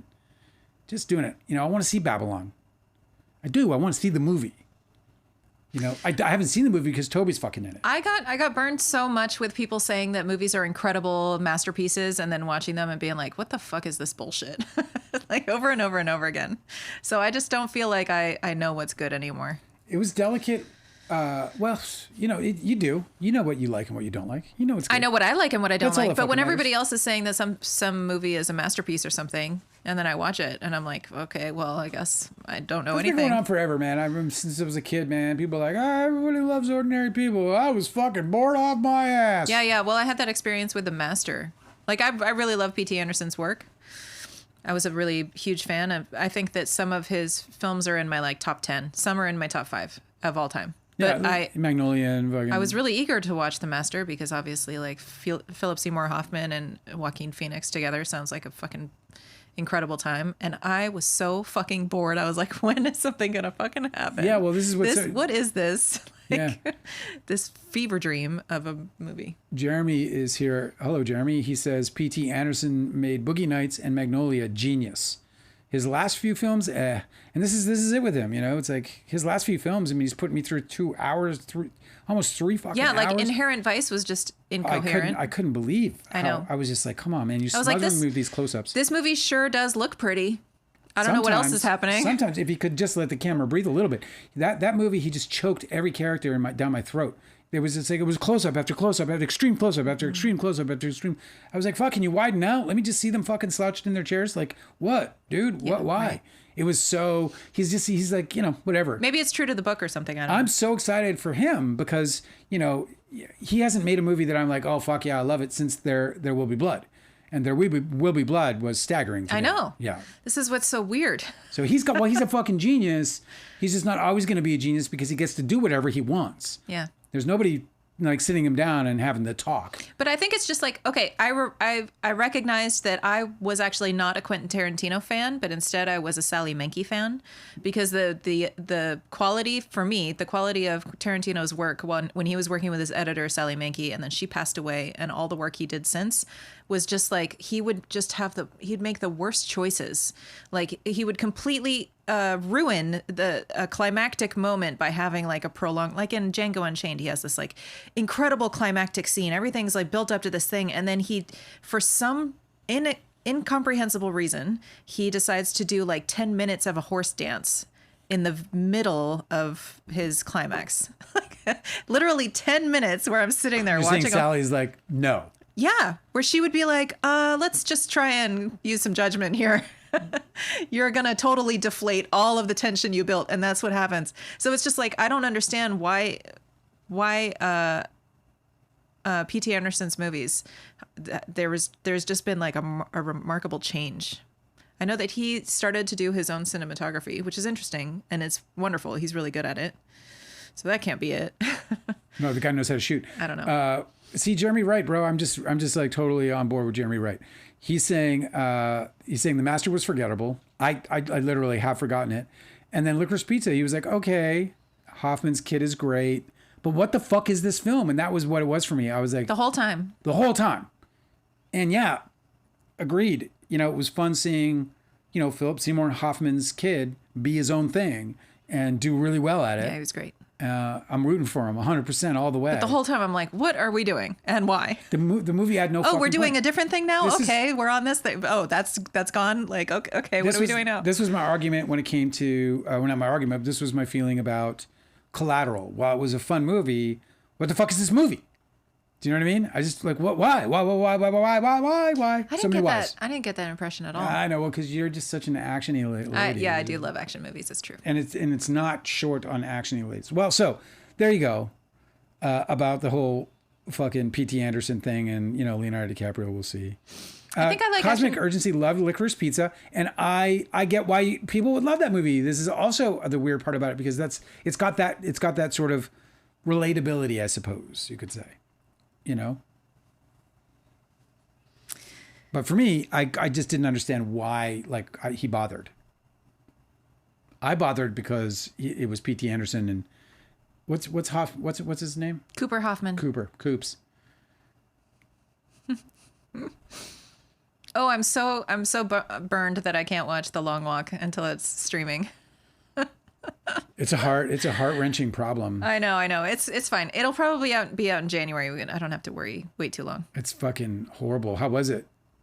Cosmic. You got to give us tiny pineapples. Just the tiny pineapples. Just the tiny pineapples. Just give us the tiny pineapples on a long walk. I mean, spoil it. I read the fucking book. You're reading it twice. No, I know. That's true. Yeah, I'm super eager for it. Thanks for chiming in, Jeremy. Right, I totally agree with you, and that doesn't happen all the time. That I find people who have the same movie taste as me. Like, especially with The Master. I mean, everybody loves that movie so much, and I just do not understand why. Yeah, I didn't get it either, but Boogie Nights I did. Leonardo DiCaprio said his... Hey, Boogie Nights is undeniably entertaining from start to finish. It is a completely perfect film. It was executed exactly how he wanted to. Yeah. Something like The Master, I was just like, I was like, I could fall asleep to this movie. Leo... I think that's why I like action movies so much, is because like I have a really, like I'm very sensitive to pacing. So if a movie is like slow, I'm like, why are we doing this? Could you cut this shorter? Well, I like good slow. Michael is a master of it. I know, me too. If the pacing calls for it, right? Like I love... Or just tension, just understanding how to manage tension, build story through tension, I'm with build character through tension. Like there's just so many ways in which tension can be used. I don't mean that it has to be fast paced. It could be slow paced too, but if it fits, you know, like if it matches, I don't know. So Leo said that his biggest regret was not taking Boogie Nights. And I remember when it happened. Well, more or less. I remember when I was around with Leo and he turned it down. So he was offered the role of Dirk Diggler in Boogie Nights. Yes. DiCaprio. Instead of Wahlberg. Yeah, instead he ended up playing Derek in Don's Plum. Do you... working with the great Artie Robb. Do you want to read? Should I read that scene? Uh-huh.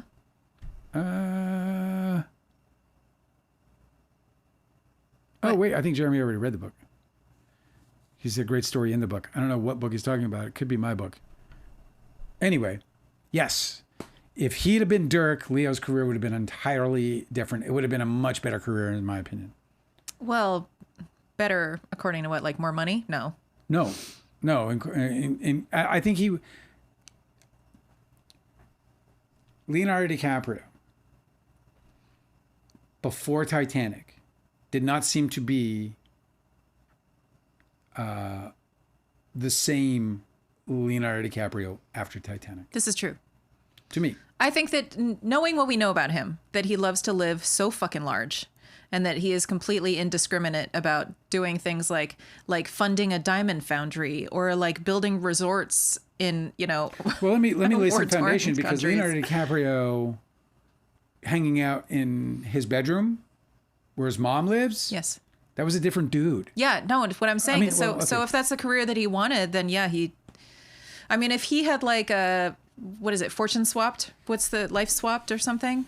Like if he did a Freaky Friday with Mark Wahlberg, and Mark Wahlberg had the career that he has now, I mean, I don't know that DiCaprio would have been happier. Well, where I was going was that he is this guy who used to live in this bedroom with his mom, and then Titanic happened, and within a couple of years, he was worth over $50 million, and he was the biggest movie star in the world. Had the Dirk Diggler thing been the path, then the money would have been scant. It wouldn't have been as big at all. He wouldn't have been thrust into this super elite. He would have been thrust into the super artistic, right? He would have been in the De Niro status, and instead of the superstar status, right? The biggest star in the world status. So instead of Leonardo DiCaprio becoming this thing where, you know, his face is every single place, he would have been associated with this great film, and he would have gone on to make those kinds of movies, probably taking salaries reaching upwards of $8 to $10 million instead of 20. Do you know what I mean? And so that's where I'm going. Is like that DiCaprio that was in his bedroom, hanging out with me and the rest of the guys. I think more of him would have stayed, would have survived. I think that so much of the DiCaprio I knew in that bedroom got completely sizzled by mass stardom, crazy money, and just access to everything and anything he wanted in the world.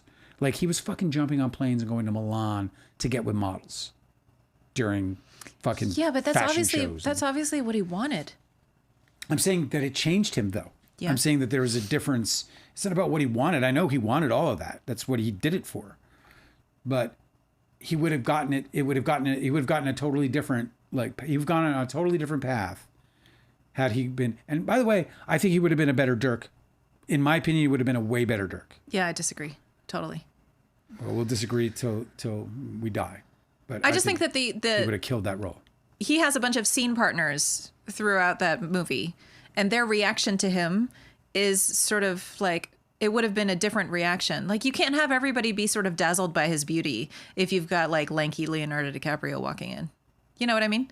It would have been different, and all of those other characters had to. Yeah, I guess everyone teach their own, but to me, Mark Wahlberg was entirely unappealing. No, it's just that he was buff. He's got that weird voice. Dale, his face is it's like just that he was buff. That's that. I mean, it's obviously like everybody's hanging out poolside in half of that movie. So that's the difference. I mean, do you think DiCaprio would have put on some muscle for the role?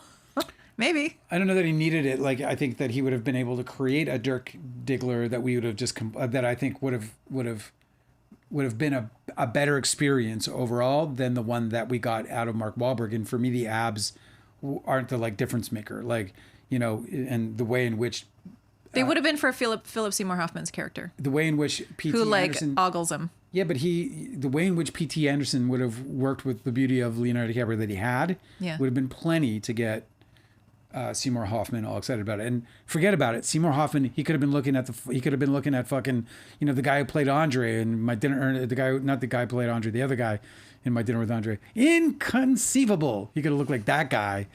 And he kind of does to me. I'm not a fan of DiCaprio. I never thought that he was well cast in anything I've ever seen him in. Guy DiCaprio was asking if Leo's bedroom was cool. Nope. It was just your average. It was totally average. It was like your absolutely everyday normal bedroom. He's not a decorator. Bed. He had an armoire, which Did he have any posters on his wall? No.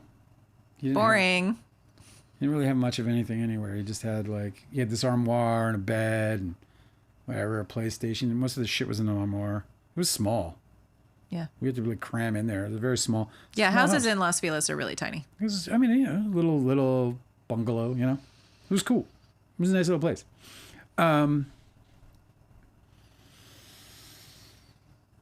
That's funny. That question is funny.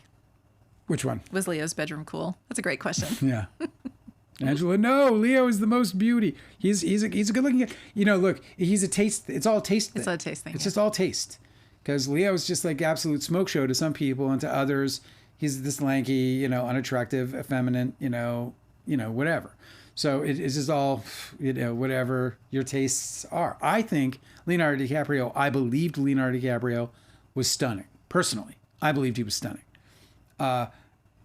Being able to make a movie with him and that face, that was fun. Having somebody that like looks that fucking great on camera in my movie, that was amazing. I loved it. And I think he's movie star all the way. He's got all the movie star stuff, especially in 1995, you know? I also think that he's a tremendous actor. Like I said, if he was half the fucking dude he is as an actor, he would just be one of the greatest of all times. Instead, he's just a great actor. So, speaking of this, by the way, I agree with Jeremy Wright. We have to bring Jeremy Wright on the show. Okay. He's gonna be our co-host. Okay. Because I'm so delighted that somebody else has the same movie opinions. Jeremy Wright said Wahlberg was the greatest surprise of Boogie Nights. Dale, would DiCaprio have been better? Maybe, but Marky Mark blew me the fuck away. Burt Reynolds was even more amazing, as well as Julianne Moore, Don Cheadle, Philip Seymour Hoffman, etc. All I said was that Jeremy said I'm available. all I said was that DiCaprio would have made a better Dirk Diggler. That's all I said. And I didn't say that Mark Wahlberg was bad. I just said he wasn't, in my opinion, the best choice. And I want to watch this movie again now. I fucking love Boogie Nights. I think it's so brilliant. And I think William H. Macy. I love Boogie Nights. That whole arc with William H. Macy is just such a fucking masterstroke. Yeah, I love Boogie Nights. Mark Wahlberg was fine, but he was good. He was good. To me, the filmmaker is what made him great. I've not seen Marky Mark do anything of reasonably close. I suppose you could say it was like a perfect role for him, I think, because that was really how he put his Marky Mark self out in a way that is perfectly suited for. It's like when you think about Perry Farrell as like a singer, he has been in a bunch of bands and like he never sounds right in any of them because his voice is so weird. But if you listen to him in Jane's Addiction, it's like a perfect match. It's like Marky Mark in that movie is a perfect match for him. Yeah. If that was the only thing that he ever made, then it would be a perfect career. But I agree with you. Everything else I've ever seen him in, I'm just like, he's in some comedies now. Started with Ted. Yeah, right. That was really bad. I'm kind of interested in the Will Ferrell buddy comedies that he does with Marky Mark. Maybe I'll get you to watch this. Maybe you will. I don't know. I have moral issues with Mark Wahlberg that I will never let go of. I don't believe you can recover from the kinds of things he's done. So, yeah, I guess that's what I mean by that. But those things aside, look, all I'm saying is I think he would have been a better Dirk Diggler. And I just find it interesting that Leonardo DiCaprio made that fucking crazy choice and went with Titanic when he had, one of the great filmmakers at his fingertips right there and then. But it would have changed everything. I wonder if he'd have ended up like being P.T. Anderson's boy instead of Scorsese's. And it definitely, the butterfly effect would have been something. How did you send me that article? That was funny. Jeremy Wright said that Mark was great at being a dumb, idealistic kid in a crazy time. He's also kind of like... I mean, you're right about that. He's also kind of spazzy the whole time. Like he's definitely, especially in the... Even out of the drug scenes, he's just kind of like over his skis the whole time. And he plays it so well, like right on the edge. But he's like really he's like a motor mouth. And he's trying to be confident in his like falling over himself all the time. It's just really brilliant the way that he designed that. Yeah, I mean, I'll gladly watch it again, especially since I can't go see his movie in the theaters. By the way, his movie, one battle after another, this new one is going to be in, I think it's in the IMAX theaters. I think that's why they waited until now to release it instead of the summer, because they wanted, which I think was a mistake, but whatever. Because it could have Do you like IMAX? They could have done an IMAX re-release. Do you like IMAX experience? I've never seen a feature film in an IMAX. Oh, really? No, I've never seen a feature film. I've gone to like the ones in Vegas where you're like in the aquarium and you have the 3D glasses on. The features are coming up and they're like, "Yo, what's up, dude?" And you're like, "Holy fuck, is this gonna bite me?" Yeah, I've also been to like the 3D movie experience. It's just stupid. I hated. I've seen I think 2 IMAX movies. I know one of them was Lord of the Rings, one of the sequels, and I can't remember the other one, but I've hated them both times. I was like, Really? This is stupid. I can't see the whole screen. You have to sit in the way, way, way back in order to have the screen kind of be normal size so you can see it all. It's like completely defeats the purpose.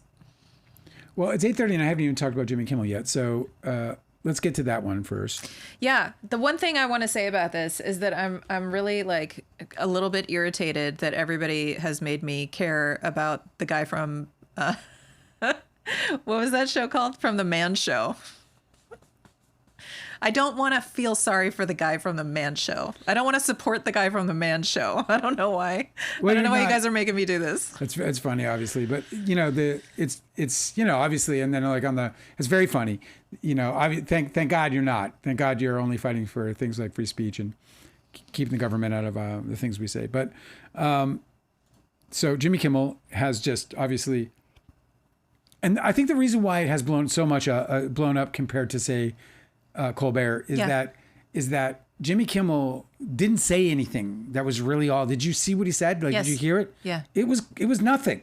It was nothing. It was so obvious that what was going on was the FCC was interfering with talent and with programming.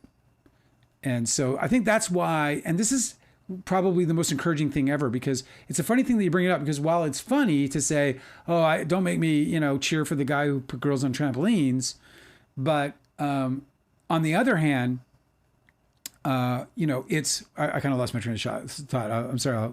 hopefully that'll come back around. But I got distracted by a different thought. I think the super offensive part of this whole controversy is that he was ridiculing the president, who's obviously a public figure who, you know, ridiculing him in any context should be just fine, because that's obviously like the reason why any democracy works is you're supposed to be able to criticize the people in power. But he was literally just playing a clip, like it wasn't like edited or AI, like Right. deep faked or anything. It was just a clip of what the president said. Yeah. So And anyway, so now he's criticized for that. so Very weird. they suspend him, as we all heard, and then there was this big, and I think that was the reason why there was such a big giant outpour of support. And I don't know which it was that really moved the needle. I don't know if it was the Disney Plus cancellations and to what extent they were happening, or if it was being called out by the likes of Tom Hanks and Meryl Streep and another big one. I can't remember who it is now. And those are people who work with Disney. Yeah, Martin Short.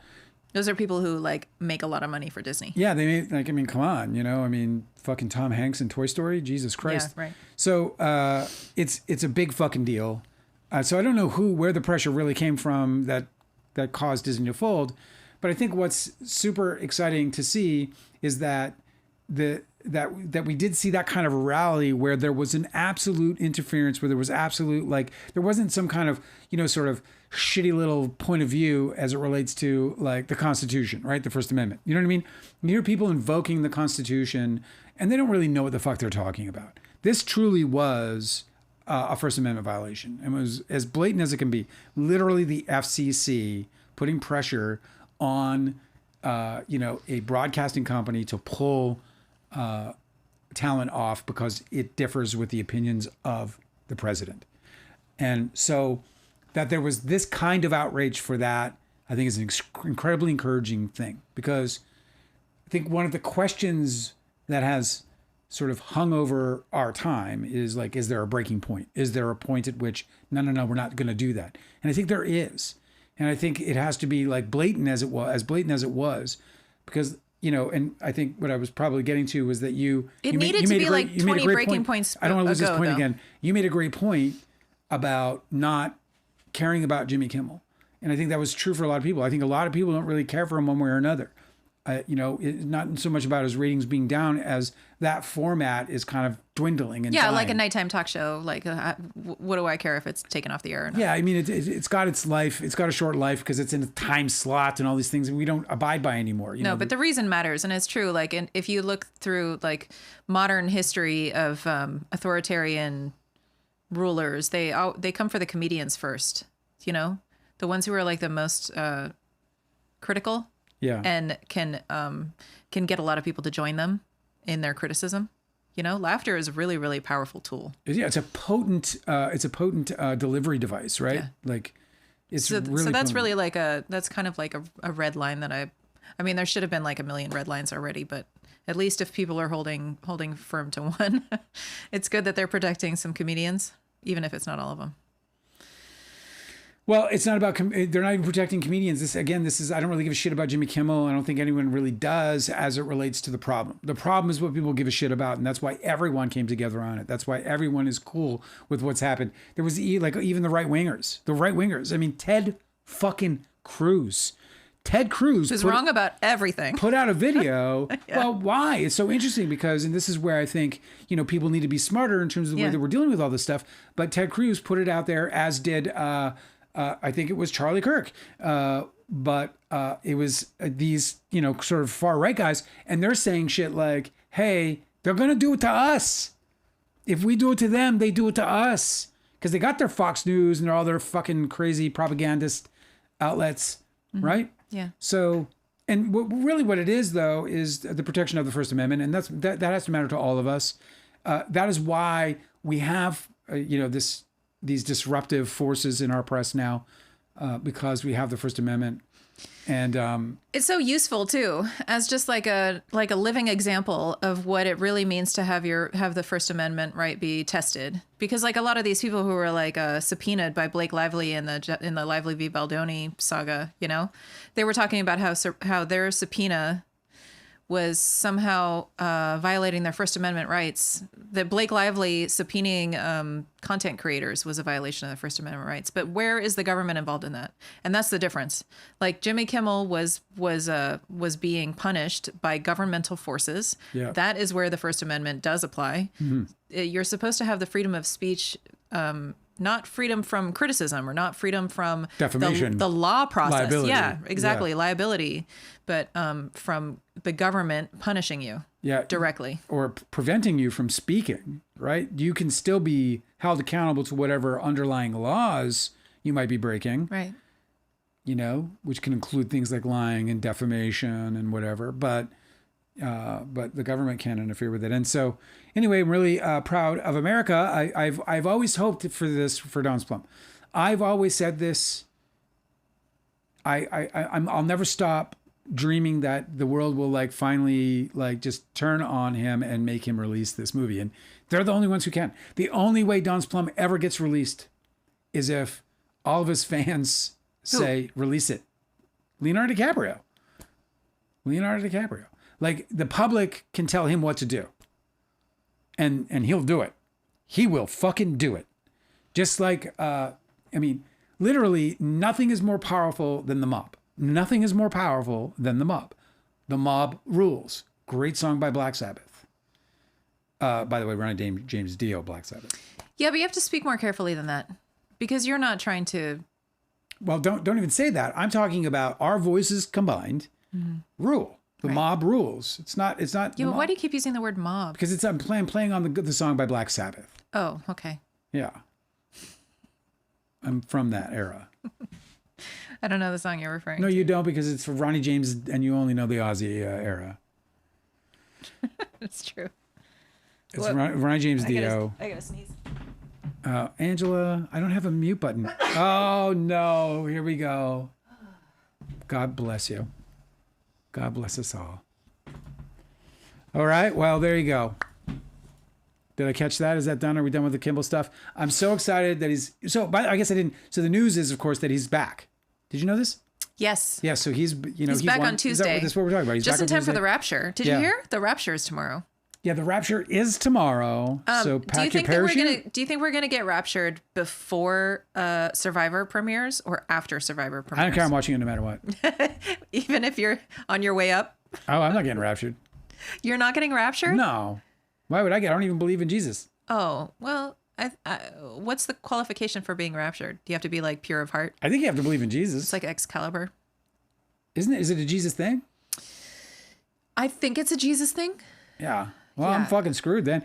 It's not like I don't feel bad about Jesus. I just don't believe in him. So I guess I'm out. Which means I'm going to stay behind. Which, by the way, they're leaving their homes for us. So that's good. Oh, yeah. That's what a bunch of people on... I wish they would put listings so that we know where their homes are. So we can go like, da, da, da, da, and then if they don't answer, be like, mine! Yeah. They better be paid off by on Rapture TikTok, people were talking about what they're going to do with all of their belongings that are left behind. What's super eerie... One lady bought a bunch of Bibles and left them in her house because she thinks that people are just going to move into her house. And in it, she wrote... personalized notes. A hand note She was so busy. that she copied into like a whole stack of Bibles that she got at the Dollar General. You know what's so eerie is that there's all these folks on social media and they're talking about the rapture and they're all very calm about it, which makes me very concerned for them. Yeah. And I don't know what's going to happen on Wednesday. When they're really upset about it. Because they're selling cars. Because there's a calmness in their certainty about it, which means I worry for them. Dude, if I wake up on Tuesday, is it Tuesday? It's supposed to be Tuesday, but I don't know the time. Stretch. I'm like, okay, let's go walk the dog. We walk the dog. And also we're like, is that a fucking person? Oh, yeah. Then like in a straight like that, getting pulled up to the sky. Also, I'm going to put it on my phone. Does the rapture happen in Australia first? Like right now in Australia, it's the morning on Tuesday. So are people already being raptured? I don't know. I wish I could come up with anything. Jeremy Wright said that Leo's in a bubble. He has more money than God. And he doesn't give a shit about Don's Plum. No, he doesn't give a shit about Don's Plum. He gives a shit about what Don's Plum causes him in terms of a pain in the ass. He doesn't care about Don's Plum. That's obvious. Yeah, well, that was the fucking problem. He had an obligation to take care of the people that he was working with. Let me tell you something, an obligation actually, to his friends. I'll tell you about the guy I knew. Right? Not the fucking guy we think he is, whatever. The guy I knew does care. In fact, let me tell you a little story that's not in the book. Artie Robb was out and about. I don't know when this was. 2000 fucking, I don't know, it was like close to 2010. Like 10 years ago, 15 years ago, something like this. And Artie's bouncing around and he bumps into George DiCaprio. And George is like, Leah, or Artie, what's up? And Leah's like, hey. Yeah, because they knew each other as kids for like a decade, right? 6 years maybe? George knew Artie, yeah. Yeah, Leo and Artie were friends as kids before. Well, they weren't friends as kids. Yeah, sort of, whatever. Yes, whatever. He'd known him for, yes, I guess they were. They were teenagers, yes. So anyway, Artie runs into George DiCaprio. They have some small talk, and then George tells him a story. And the story is that he and Leo, George and Leo, were looking through some albums, some photo albums, and there was a photo of Artie and Leo. Of Artie, at a party, not with like Leo necessarily, but like it was Artie at this party. And Leo pointed to that photo, and he was like, "See that fucking guy? He fucking broke my heart, Dad. He broke my fucking heart." So let me tell you something about. You don't know what you're talking about. With all due respect, Don's Plum isn't. You think of Don's Plum as a thing. Don's Plum you think of Don's Plum as an item. Don's Plum is like a major event in our lives, in all of our lives. Don's Plum was a moment that happened to our souls. Don's Plum it's not about the movie Don's Plum as an item, as a materialistic thing, as a commodity. It's about what's in it in its soul. It's about what it was as a contribution. Also, Don's Plum is a work of art that we all contributed to, those of us involved, obviously. And that art is in there and it aches. It aches. That part of our fucking soul aches. That part of his soul aches. Yeah, he destroyed the work of many of his close friends. A lot of the friends that still remained close to him for years after. So it's like, of course, that's something that he remembers and he thinks about. Deep. There's certain like levels of artistry, and by artistry, I'm not talking about capability. I'm talking about contribution to the work. So what I'm not talking about, and I want to make clear about this because I don't want to kind of be sucked into this kind of bullshit idea that I want to, create Don's Plum as something it's not. I know what Don's Plum is. Don's Plum is a low-budget, micro-budget experimental film that went right. It's a very intriguing concept that should have done very well as an art house film. Nothing more. It had its own groundbreaking elements to it that I felt like was something that would have been the building blocks for what would have become my own style as a filmmaker. But the movie itself is a very, very sincere piece of art. There is deep artistic contributions by all the actors, especially Leo, especially Jenny Lewis, especially Amber Benson, just to name a few. But they all really, dude, it was a big opportunity. You don't take that opportunity on and not give it a part of everything you got and everything that you are. It's just that kind of an opportunity. It almost pulls it out of you. It's almost involuntary. If you're if you're surrendered enough to it, if you believe in it enough, if you want it enough. So Don's Plum isn't just a thing. It's not something that he looks at. He looks at it as a big giant pain in his ass now, but not the film itself. And by the way, he fucking loved the movie. He loved the movie. Something people tried to hit him up for is him being a cinephile, and they were saying shit about how can you be a cinephile and shit all over Don's Plum in the comments and stuff. And I'm grateful for that argument that they're posing to him. But the truth is his beef wasn't with the movie. He is a cinephile. He loved Don's Plum. What he did to Don's Plum is unforgivable, in my opinion. You can't spit in the face of your own fucking work and the work of your friends. So it's weird. It's worse than that too. It's not just spitting in the face of his own work or those of his friends. Like he's in a labor union, and the people in that film whose work he prevented from being exploited are also in his labor union. Like he should have been fucking kicked out for that. Like I don't understand. Well, they were already upset at us for doing it in Onion in the first place, but yeah. No, but still, it's like, how do you take a stance against your peers' work? Any one of those people that were in Don's Plum, it's foul. It could have catapulted their career. They could be a huge name now because of that chance in the mid-90s, like so many other people got in independent films in the mid-90s. It was Kevin Connolly's biggest opportunity. Especially of his life. like RD. Like there's so many first films by huge directors that were little black and white indies, like following was the first film by Christopher Nolan, right? That was like a low budget black and white movie. Yeah. Clerks. Pi by Darren Aronofsky. You know, everybody knows these names now. You know, like there's no reason to think that it couldn't have happened for R.D. Robb, except for it would have been bigger than Pi. I know, except fucking Clerks with Kevin Smith. Like it's only because of what DiCaprio and Maguire did that those things didn't come to pass. Like that those people couldn't catapult to the next level in their careers based on their work in that film. And I think that's unforgivable. As a professional, I just don't. I don't feel like he should be fucking. You know, to me, I feel like it would be reasonable for him to be persona non grata in any of these creative professional spaces just for doing that. Like, what the fuck, dude?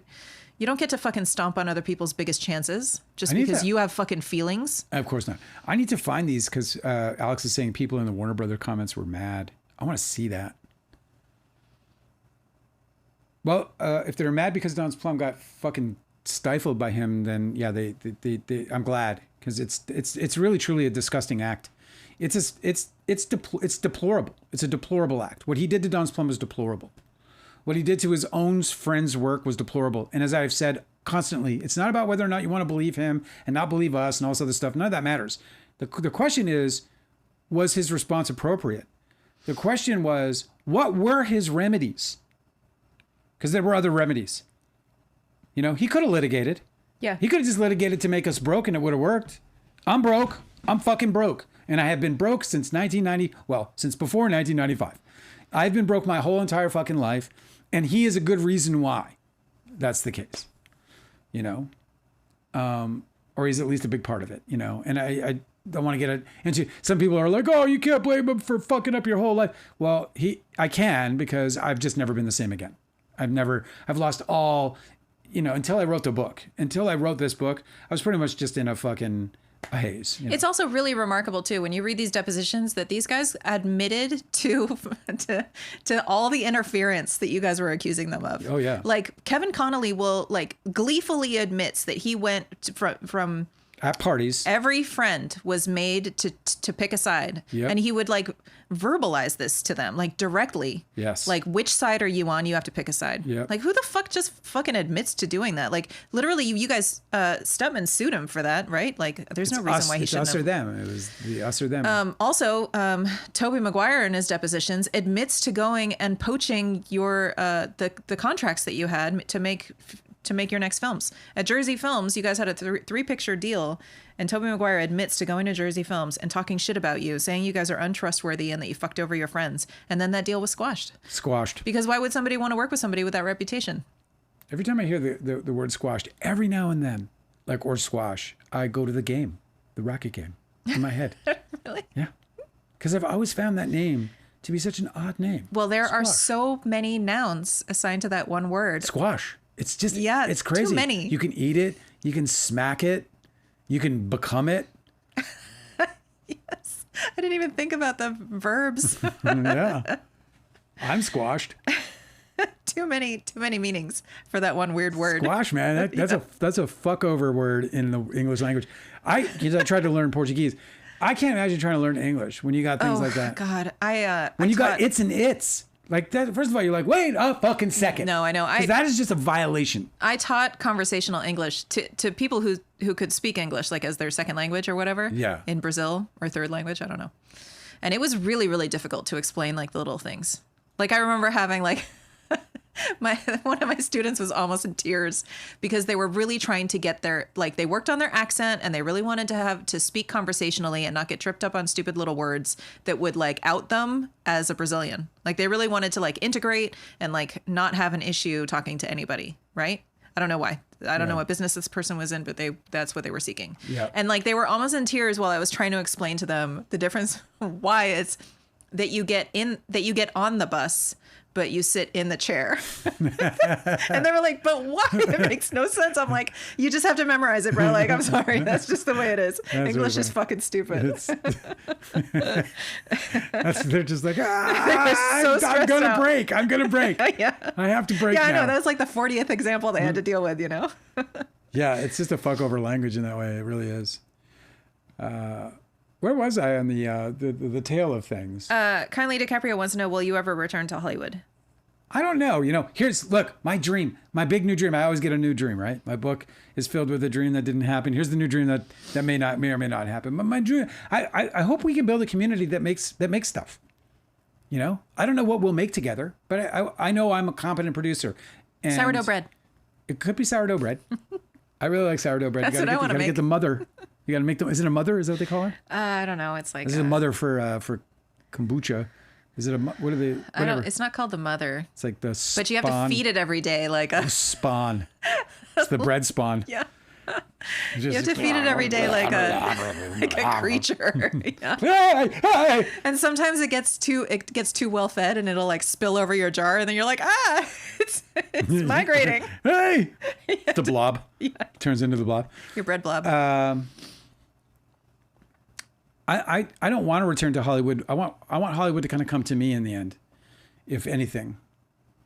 And look, you know what I want to do? I want to make another movie, and I feel like we could build a community big enough to do that. And if we can't, then I don't give a fuck.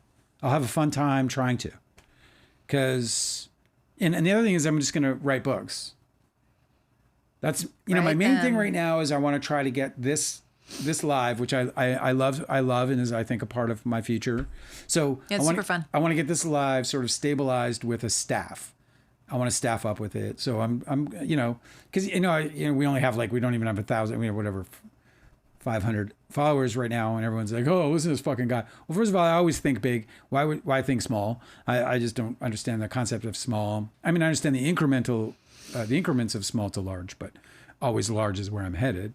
Or just the best I can be, whatever, you know what I'm saying? So I just want to put a staff together of editors so that I can just produce the show and be the talent instead of so I can focus more on the creative. Yeah, because that stack of, you don't see it because it's behind you, but that stack of screenplays over on your left side. Yeah.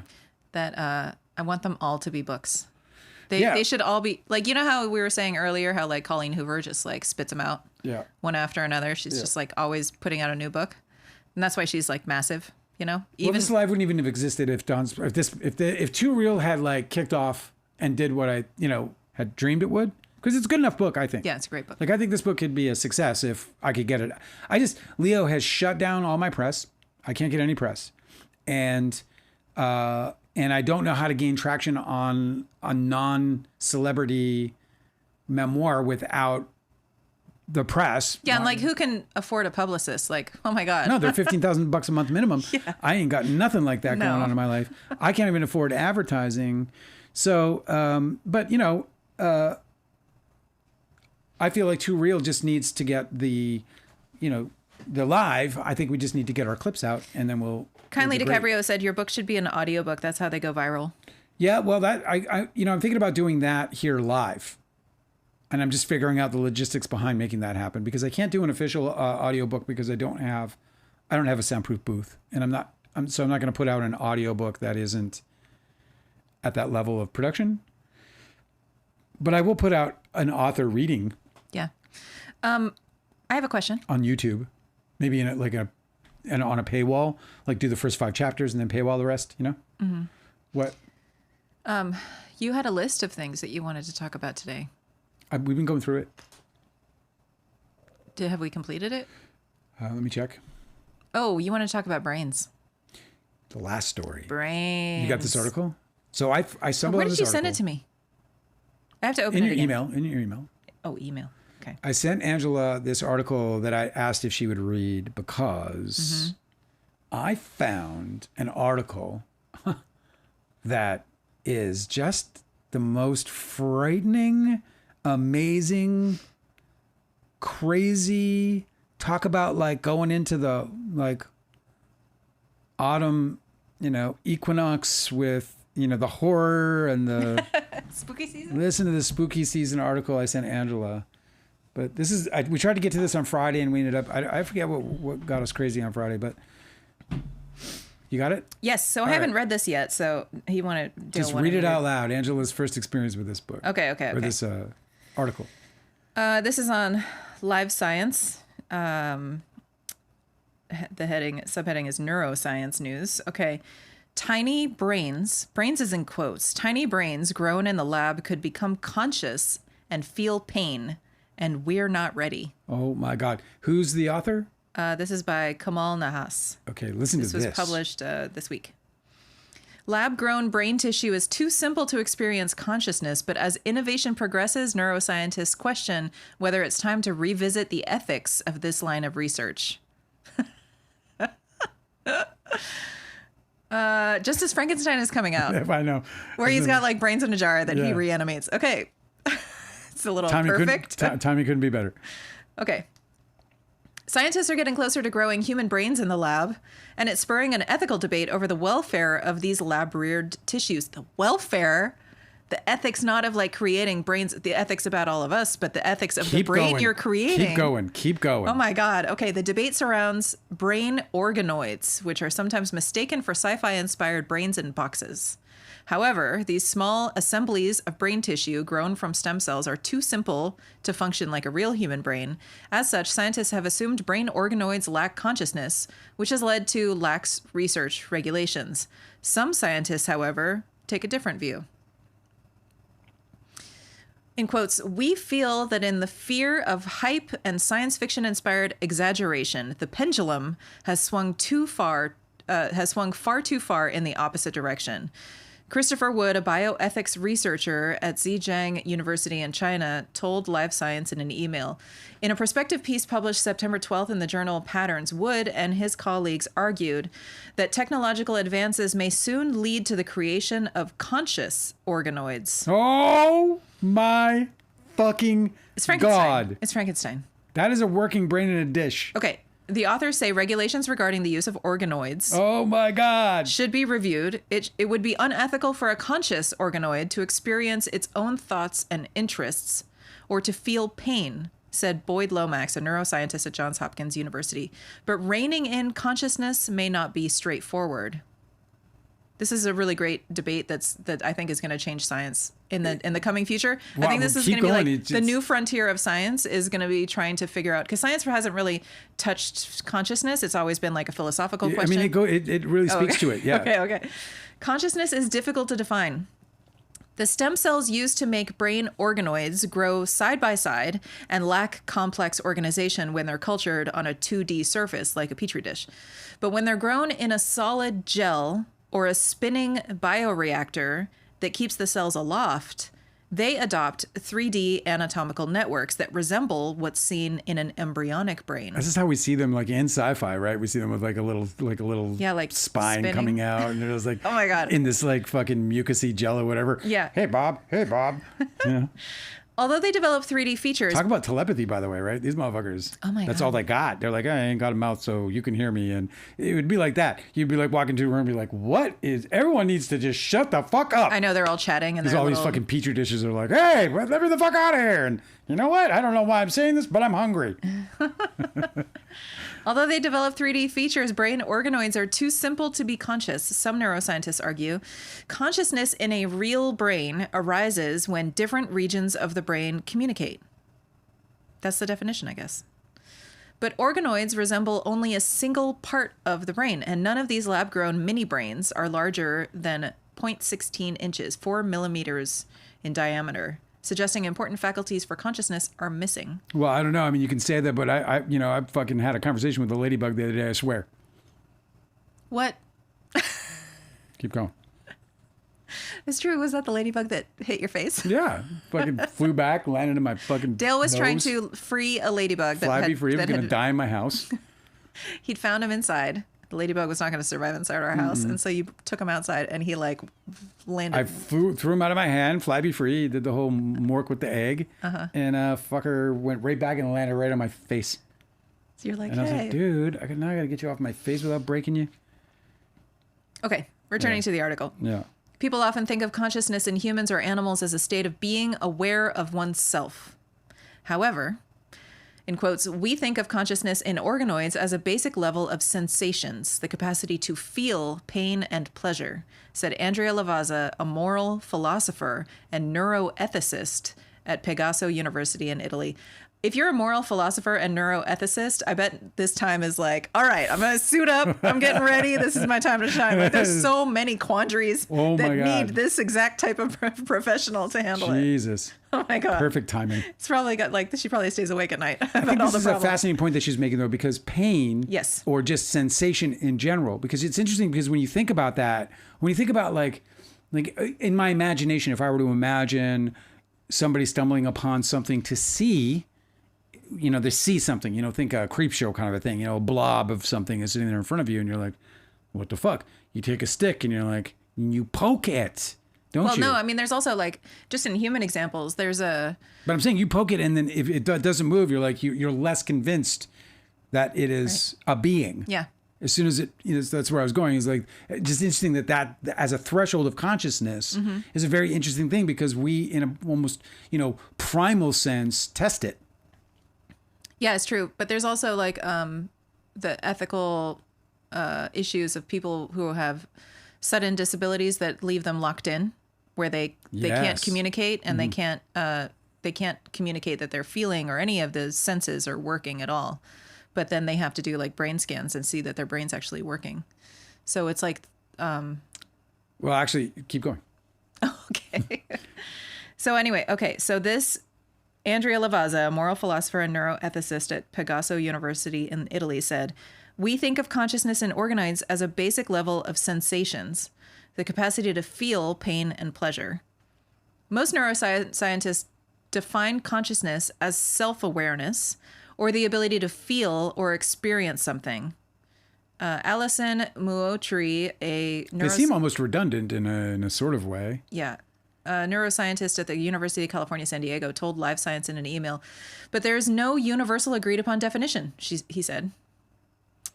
Isn't that, first of all, just in and of itself, so fucking fascinating? Well, this is what I've been saying. Because it's literally our entire existence. Science itself only exists within our consciousness as far as like our understanding of it, our experience with it, our interaction with it. Obviously, it goes on, you know, mundanely, but I'm saying, you know, the understanding of science, the understanding of math, it all exists within a consciousness. This is what I'm saying, that consciousness and defining what it is and how it occurs and, you know, potentially how to manipulate it or whatever. This is, I think, the new frontier of science because they haven't really been, you know, science has been so materialistic, right? Like they're primarily concerned with what can be observed and what can be like retested and manipulated. You know, you isolate the variables and whatever. Consciousness has always been sort of like a discussion for the philosophers, right? Like we think about like, you know, I think therefore I am type discussions, you know? Mm-hmm. But I think that science is finally going to dive in. It's really interesting. There's been a lot of really great advancements involving octopuses, which I looked it up. That's apparently how you're supposed to say the plural. Octopus is not octopus eye. No, it's not octopi because apparently octopus eye. Because octopus is Latin. I like octopus eye very much, like in a Seth Rogen kind of way. Let me continue. Sure. Some definitions of consciousness focus on the brain's ability to process and respond to its environment through senses, like sight and hearing. Brain organoids are cultured outside of a body and cannot receive such signals, Lavazza noted. But in the future, more advanced organoids could still theoretically experience pain. In humans, membranes that envelop the brain, called meninges, contain neurons that send pain signals to the organ. The worry is the same could be possible in more sophisticated organoids.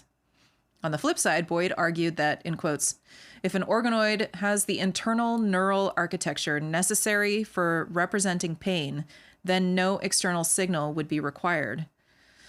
So there need not be a pain signal from a neuron for pain to occur. This is how phantom pain arises in people who have lost their limbs. How fucking interesting is that? Yeah.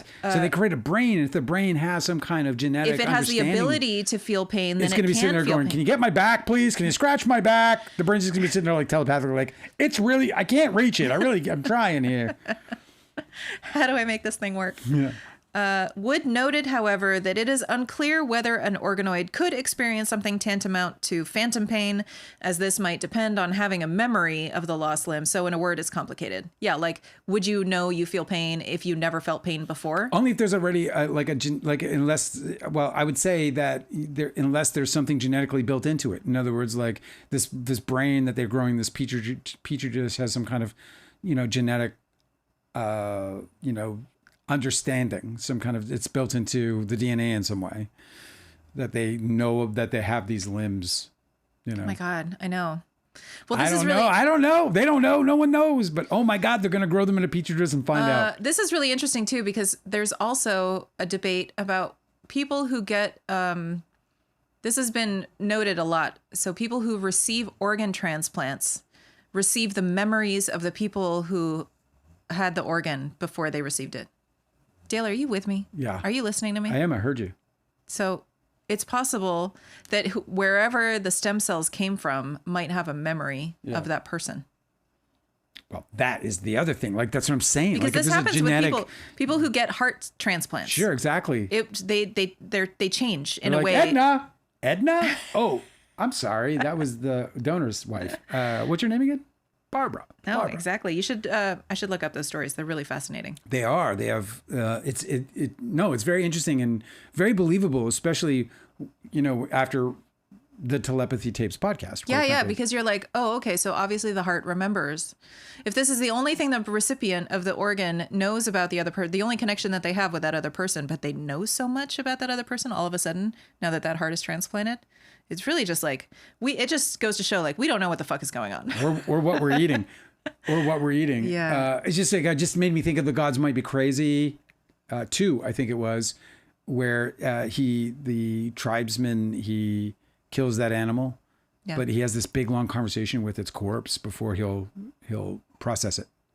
So which is this process of thanking it. Yeah. I've heard of this. Of saying it's like they're going to meet in heaven, kind of thing, but mostly just the reverence for this animal to provide for this man's family and all this other stuff. And it's just interesting when you think about it, because if there's a certain level of experience within it or whatever, when we talk about this, or there's talk about it when it comes to processing meat now, for example, in terms of like, a happy cow versus a, cow in these deplorable cow farms that we see all over the Pacific. I think that some people are shocked into a state of knowing that we are all interconnected. And I think that sometimes people can obtain that sort of realization before they're shocked into it. Like a lot of times it'll happen through like, really, really in-depth psychedelic experiences or near-death experiences or something, where people are like, they're like, oh, okay, I get it. I see the big picture. We're all connected. Yeah. And I think that there's like some, like maybe indigenous or tribal, like you were saying, like, I think that there's a lot of cultural expression of that where they just generally understand it from the start that we're all connected. And so you have to show respect. It's like the golden rule of everything, Right. But it's like if you receive a heart from some other person and you also receive the memories of that person, how could you deny that we're all interconnected somehow? Like, I don't think you can, but I think the Telepathy Tapes podcast really proves that we're not, or that we are. That we are, yeah. Yeah, that we live in a mesh of consciousness. That God might be. Well, I digress. Do you want to finish the article? Yes. This next subheading is, how do you measure consciousness? In a cup, obviously. In a petri dish. The perspective piece pointed out that even in humans, scientists don't have great methods of objectively measuring consciousness. Lavazza said that the only way to definitively detect consciousness is to ask a person what they are feeling. That doesn't mean that people who can't communicate lack consciousness, but definitively measuring it is more difficult. And I think this is why science is like not really tried to investigate this much. In comatose patients or people with locked-in syndrome, a neurological condition that paralyzes the body and makes communication extremely challenging, doctors rely on indirect signals such as electrical brain activity. Lomax said, via this activity, they can only infer consciousness, not produce a definitive measurement. Another measure involves perturbational complexity. Nice think that's how it's pronunciation. pronounced. Yeah, you did good. You did good. I could spell it just from what you said there. Which assesses the complexity of brain signals produced in response to a stimulus, such as a magnetic field being applied to the scalp. Doctors judge that the more complex the patterns of neuronal firing, the more likely the patient is conscious, Lomax said. But some indirect signals of consciousness, including perturbational complexity, can be seen even in neurons grown in a dish, he emphasized. That suggests that they are not good indicators of the phenomenon. Yeah. Well, maybe or what's in the dish. maybe the neurons in the dish are doing the thing. Dude. Okay, complexity begets consciousness. Skeptics who don't believe brain organoids could feasibly gain consciousness argue that they lack the anatomical complexity required, including a wide variety of cell types and blood vessels to deliver the oxygen and resources needed for complex signaling. But in the next 5 to 10 years, technological innovations could enable scientists to create complex organoids capable of consciousness, Wood said. You're damn straight, and it's going to happen. I mean, if they're going to, their objective is to grow a full brain. My God. Eventually, you're going to be like, I want both halves. And then propagandize it. And then, yeah, well, then elect the president. Immediately. First order of business. Immediately elect the president. This brain is smarter than all of you. A study published in August reported a method for introducing blood vessels into brain organoids, and one from September found ways to incorporate an additional cell type called microglia that can't be produced from neural stem cells. I mean, did you just hear what you read? Yeah, they're Frankensteining. They're putting fucking blood vessels in, dude. They're Dr. Frankenstein. Dude. Previously, scientists grew brain organoids with rudimentary eyes. Oh my God. And another group grew some with blood-brain barriers, which help guard the organs from toxins and pathogens. I always thought that was really interesting. Did you know that if blood touches your brain tissue, it dies? Yeah, it's over. It's night out. That's so interesting. Although current organoids Night out, I said. resemble... It's night out. What? I said it's night out. It's like, let's go out tonight. My blood has crossed my blood-brain barrier, and I'm ready for a dance. I don't think it works that way, babe. I think it's the opposite. It's lights out. I meant to say it's lights out. You have a night in. Although current organoids resemble only one brain region, neuroscientists confuse them. Great. Confuse them together to make assembloids. Assembloids representing... It's your brain in a box. It's your brain in a box. Representing multiple regions. Lavazza said such assembloids could feasibly feel pain if they carry the neural circuitry required for pain sensation. You like walk in and like telepathy, all you hear is like, ow, ow, ow, I know. ow, ow, ow, ow. They're just suffering. They're just That's like, all you ow, ow, ow. Even if they have no pain sensing neurons. Okay, should regulations change? Yes, absolutely. I was not sure when I started reading this, but now I'm halfway through. I'm like, yeah, we definitely need some fucking regulations. Fucking regulate the shit immediately. Stat. I'm sorry, I lost my place. I got a fucking ad and it jumped. How do you measure Hey consciousness? man, these writers got to pay for their future. Yeah, okay. Should regulations change? Rules related to brain organoid research are lenient in part because the International Society for Stem Cell Research states that these entities are unable to perceive pain. Its guidelines say, in quotes, "At this time, there is no biological evidence to suggest any issues of concern, such as consciousness or pain perception with organoids corresponding to central nervous system tissues that would warrant review through the specialized oversight process." However, the experts Live Science spoke to agreed that the regulations should be reviewed following recent breakthroughs in organoid development. In quotes, that was such a conservative vision by the ISSCR. It needs to be revised by a multidisciplinary team, not only stem cell biologists, said Muatri, who is the founder of Teasmoo, a company that develops brain organoids. Well, isn't that interesting? Called Teasmoo? Isn't this interesting? I'm Doesn't sure it sound like an underwear company or something? I have no idea where he's from or what that means. But this is a guy who's a founder of a company that's leading the field, and he is asking for regulations. Yes, that is your first fucking so warning. awesome. That's your first warning. But that's your first warning. Yeah. Like that's your first fucking warning. He's like, we have ethical quandaries. You guys might not need to deal with this. I've been in the lab. It's creepy in there. They can be like, They're gonna have them like in different, like various like states of pain. It'd be like, this is the tickling room. You know, like you walk in and you're just like, again, it's all telepathy, but you walk in and everyone's like, stop it. It's just all these is like brains in a jar. They're like, pouring like effervescent like bubbles in there, and that's what it does. Yeah. Okay. The ethical concerns partly relate to organoids potentially. By the way, I just wanted to I'm sorry to interrupt you, but I just wanted to add that Kylie DiCaprio, she put the most sweetest comment. She said, "So you can really keep memories of people in your heart." Yes. So it's the sweetest thing. Oh my God! If you watch the videos of people who have received heart transplants and they're talking about the memories they've received from their loved ones, it's profound. With the family members of the lost loved one, Yeah. it's just like bring your tissues. It's an extremely profound thing. I have ruined my day several times watching those videos. They're amazing. Okay, should I continue? Yes, please.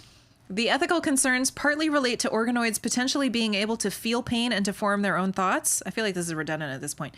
No, because they just said form your own thoughts now. Oh, form their own thoughts. Yeah. Are we doing this already? Hey! Like, guys, I object. I think I've seen like 3 movies about this. Oh my God. They were all bad. Yeah. The welfare of the conscious, this is a quote from the Wood, scientist with the last name Wood, I can't remember his first name. The welfare of the conscious organoids, once it is produced, needs to be taken into account, as it has become a morally relevant entity with interests. Oh my God.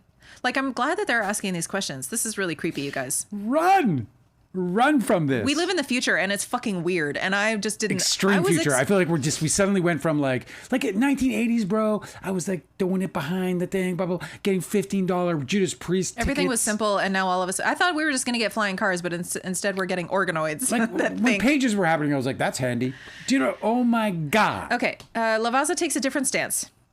She says, in quotes, I personally do not think it would be unethical to grow brain organoids with consciousness, he adds, adding that, in quotes, scientists do experiments with other conscious entities such as mice. This is true. Mice researchers have huge ethical problems with it constantly. If you go into like any of the laboratory science, I can see why somebody would see no difference. Yeah, subreddit, they're like really conflicted about it. Lomax argued that if brain organoids achieve consciousness, they should receive similar regulatory oversight as animals do in research. What about Social Security? And this makes sense, though. No, Dale, come on. Although lab-grown brains might seem like something out of Brave New World, they may become a reality soon. Assessing consciousness and agreeing on regulations would be tricky, but Wood argued that the burden of proof should lie with a skeptic who aims to disprove consciousness rather than the advocate who aims to show it could be feasible. And I agree with this. Yeah. The burden of proof should be on the skeptic who wants to disprove, because it is a brain, and we know that brains are conscious. Correct. So if you're creating brains, you can assume it's going to be conscious. Yeah, well, the assumption should be that it is. Yeah. I think. Why would you assume it's not? Right. At the very least, this article pointed out scientists shouldn't rule out that possibility. Okay, well, thank you for sending this to me. I'm changed by it. I'm very uncomfortable. This is some Halloween shit in IRL, bro. On the theme of Frankenstein.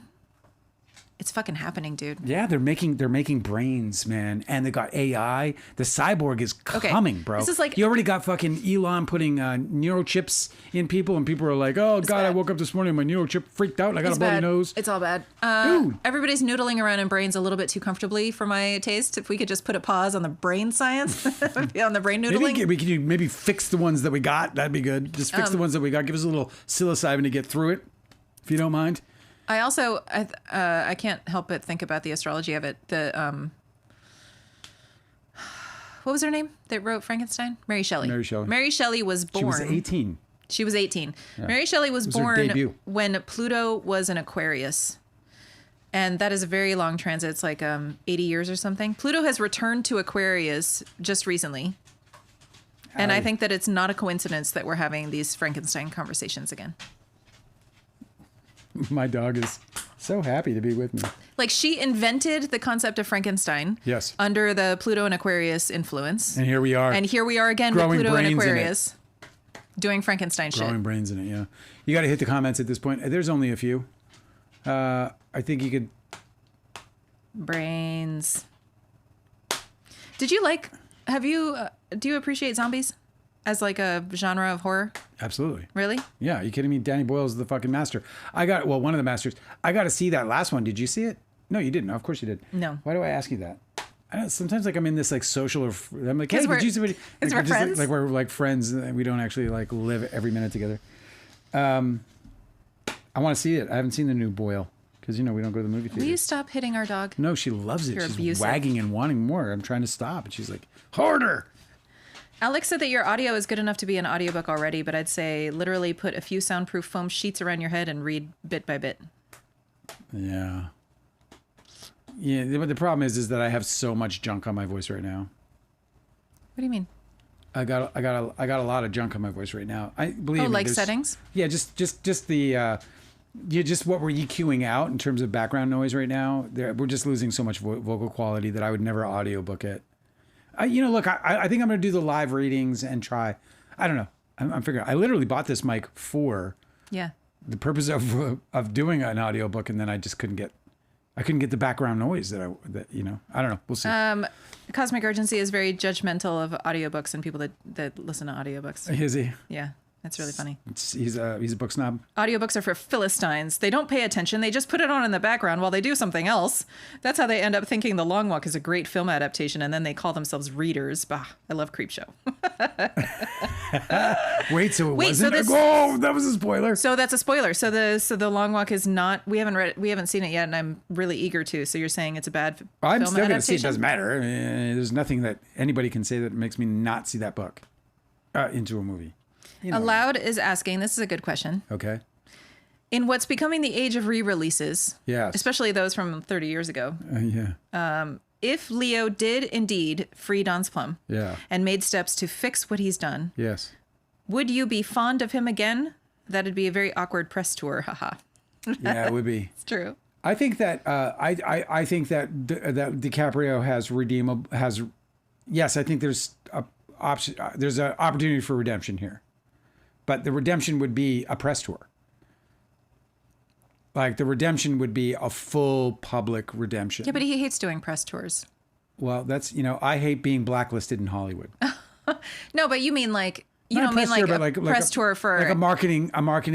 Like in Hollywood, like a for your consideration campaign to everybody, to let everybody know Dale is no longer blacklisted. Obviously, cool. we work on it, but my dream right now, if there was a dream I could put together that I could propose to Leo, for example, it would be a Criterion release that has a limited theatrical run. So we would do a limited theatrical run domestically and internationally. We would do a director's cut. So RD and I would jump back in. We'd finish the job we'd started. We'd get the sound mix right because I don't think it's right. Leo would finance the music that you wanted. A studio, we don't need any financing because the movie will do tens of millions of dollars if he gets behind it. Yeah.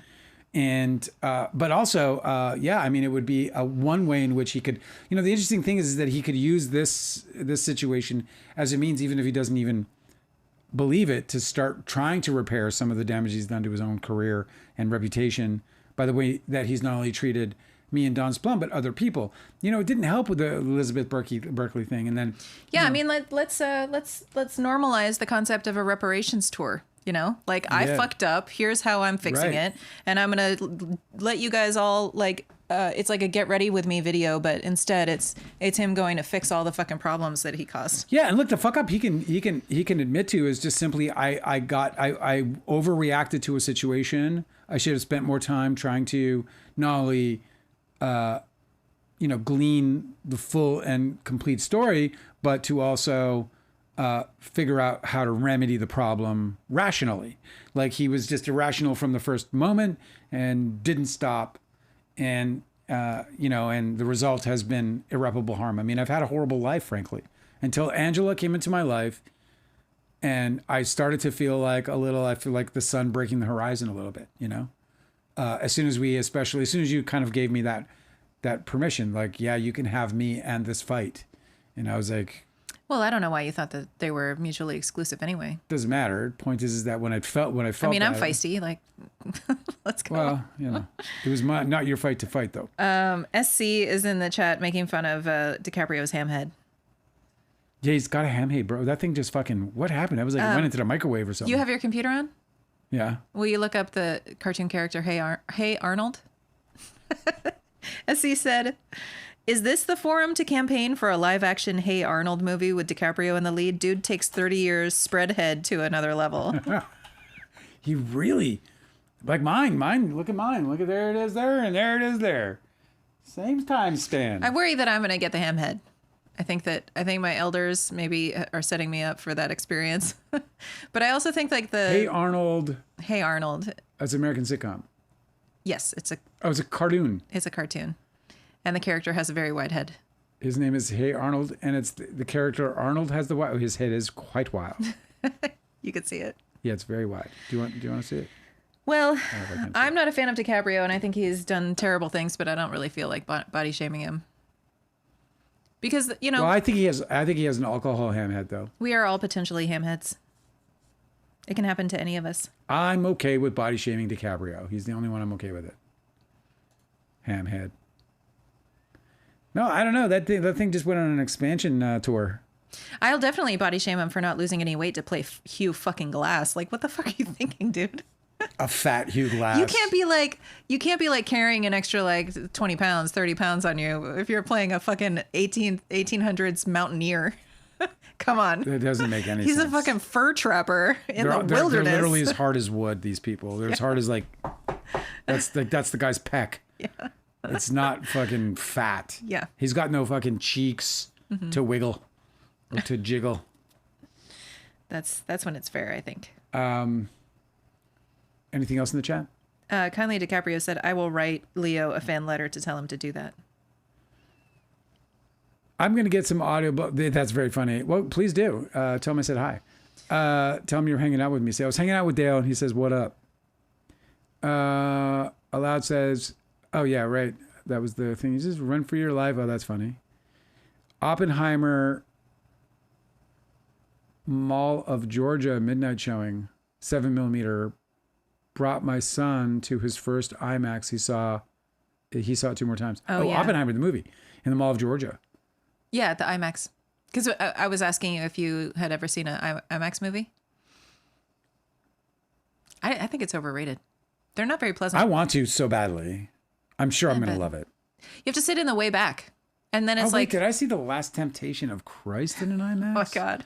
I did. What an intense way to watch that movie. I did. That's the only one I did. The whole time that I was watching... Let me make sure of that. I can't remember which sequel it was to the Lord of the Rings series, but the whole time I was just like... What was the one that, what's his name made? I don't know. I was just saying my IMAX... Mel Gibson. Passion of the Christ? Passion. That's the one I saw. Never mind. Go ahead. Cosmic Urgency said Cooper Hoffman didn't bother losing weight for the freaking long walk. Well, the long walk doesn't last very long. No. You're also supposed to show up a little doughy. He didn't train. You're supposed to conserve your energy. You're supposed to wear white cotton socks. There's all these rules. What were you trying to say that I kept interrupting you? That my IMAX movie watching experience was dazzling at the size of everyone's nostrils. That's what the movie was for me. And I left there being like, "Oh, cool. Well, I didn't actually get to experience any of the grandeur of the fucking cinematography in this extremely beautiful film, cuz the fucking screen is too fucking big for my eyeballs." For some reason, it reminded me of hanging out with Nabil while we were making Don's Plum, and we're cutting shit, and we're on the close-ups. We're on a close-up, and he's like, "You realize when you see this, it's gonna be this close-up is gonna be as big as a building in front of you." Yeah, and then I was movie screen. I was sitting there, and I was like, "Is that bad?" I've been to the movies. Yeah. I go all the time. Right. I see how big it is. Right. So if you're too close to the screen, it spoils it. It ruins the experience. Anyway, we're in overtime. Yeah. How are you feeling? Pretty good. We're gonna cut it out here. Did you talk about everything you wanted to talk about tonight? I think I did. I'm just looking at. I'm still a little traumatized by the brains feeling pain. It was giant screen release, not IMAX, that I saw Passion of the Christ.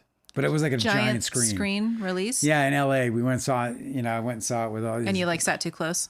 No, it was just a big giant screen, like 50 foot or something. It was big. It was so big. I watched that man get his rib meat ripped off of him. My God. It was wild. All right. So you got anything else? I don't. You're a wrap? Mm-hmm. Well, guys, I had a lot of fun hanging out with you tonight. I hope you guys had some fun with us. I really thank you for reading that story. I've been sitting on that thing since I came across it. I couldn't wait to share it with you guys. I'm really glad I went in cold too. Like I didn't know what to expect. They're growing brains in petri dishes, creepy. And they're probably going to be smarter. Well, also, and it's so scary that the people who are like at the forefront of this technology are like, guys, can we please get regulated real fast because this is going to be bad if we're not. It's really eerie. It's so scary. Special thanks to the new folks stopping by. Yes. Alex and Jeremy, thank you for coming by. And Aloud, it was really great having you. Hope you guys will come back and hang out with us some more. We're here every day, 7 to 9, hanging out with our usual folks, talking all kinds of smack. We also covered the Blake Lively trial. There's not a lot going on today. There was a couple of things that, I wanted to touch on but didn't get to. We'll get to them tomorrow or as they unfold the next day. Jeremy says, I'm old. Aren't we all? And if we're not, we're going to be. That is if we're privileged. So I guess I'll leave it with that.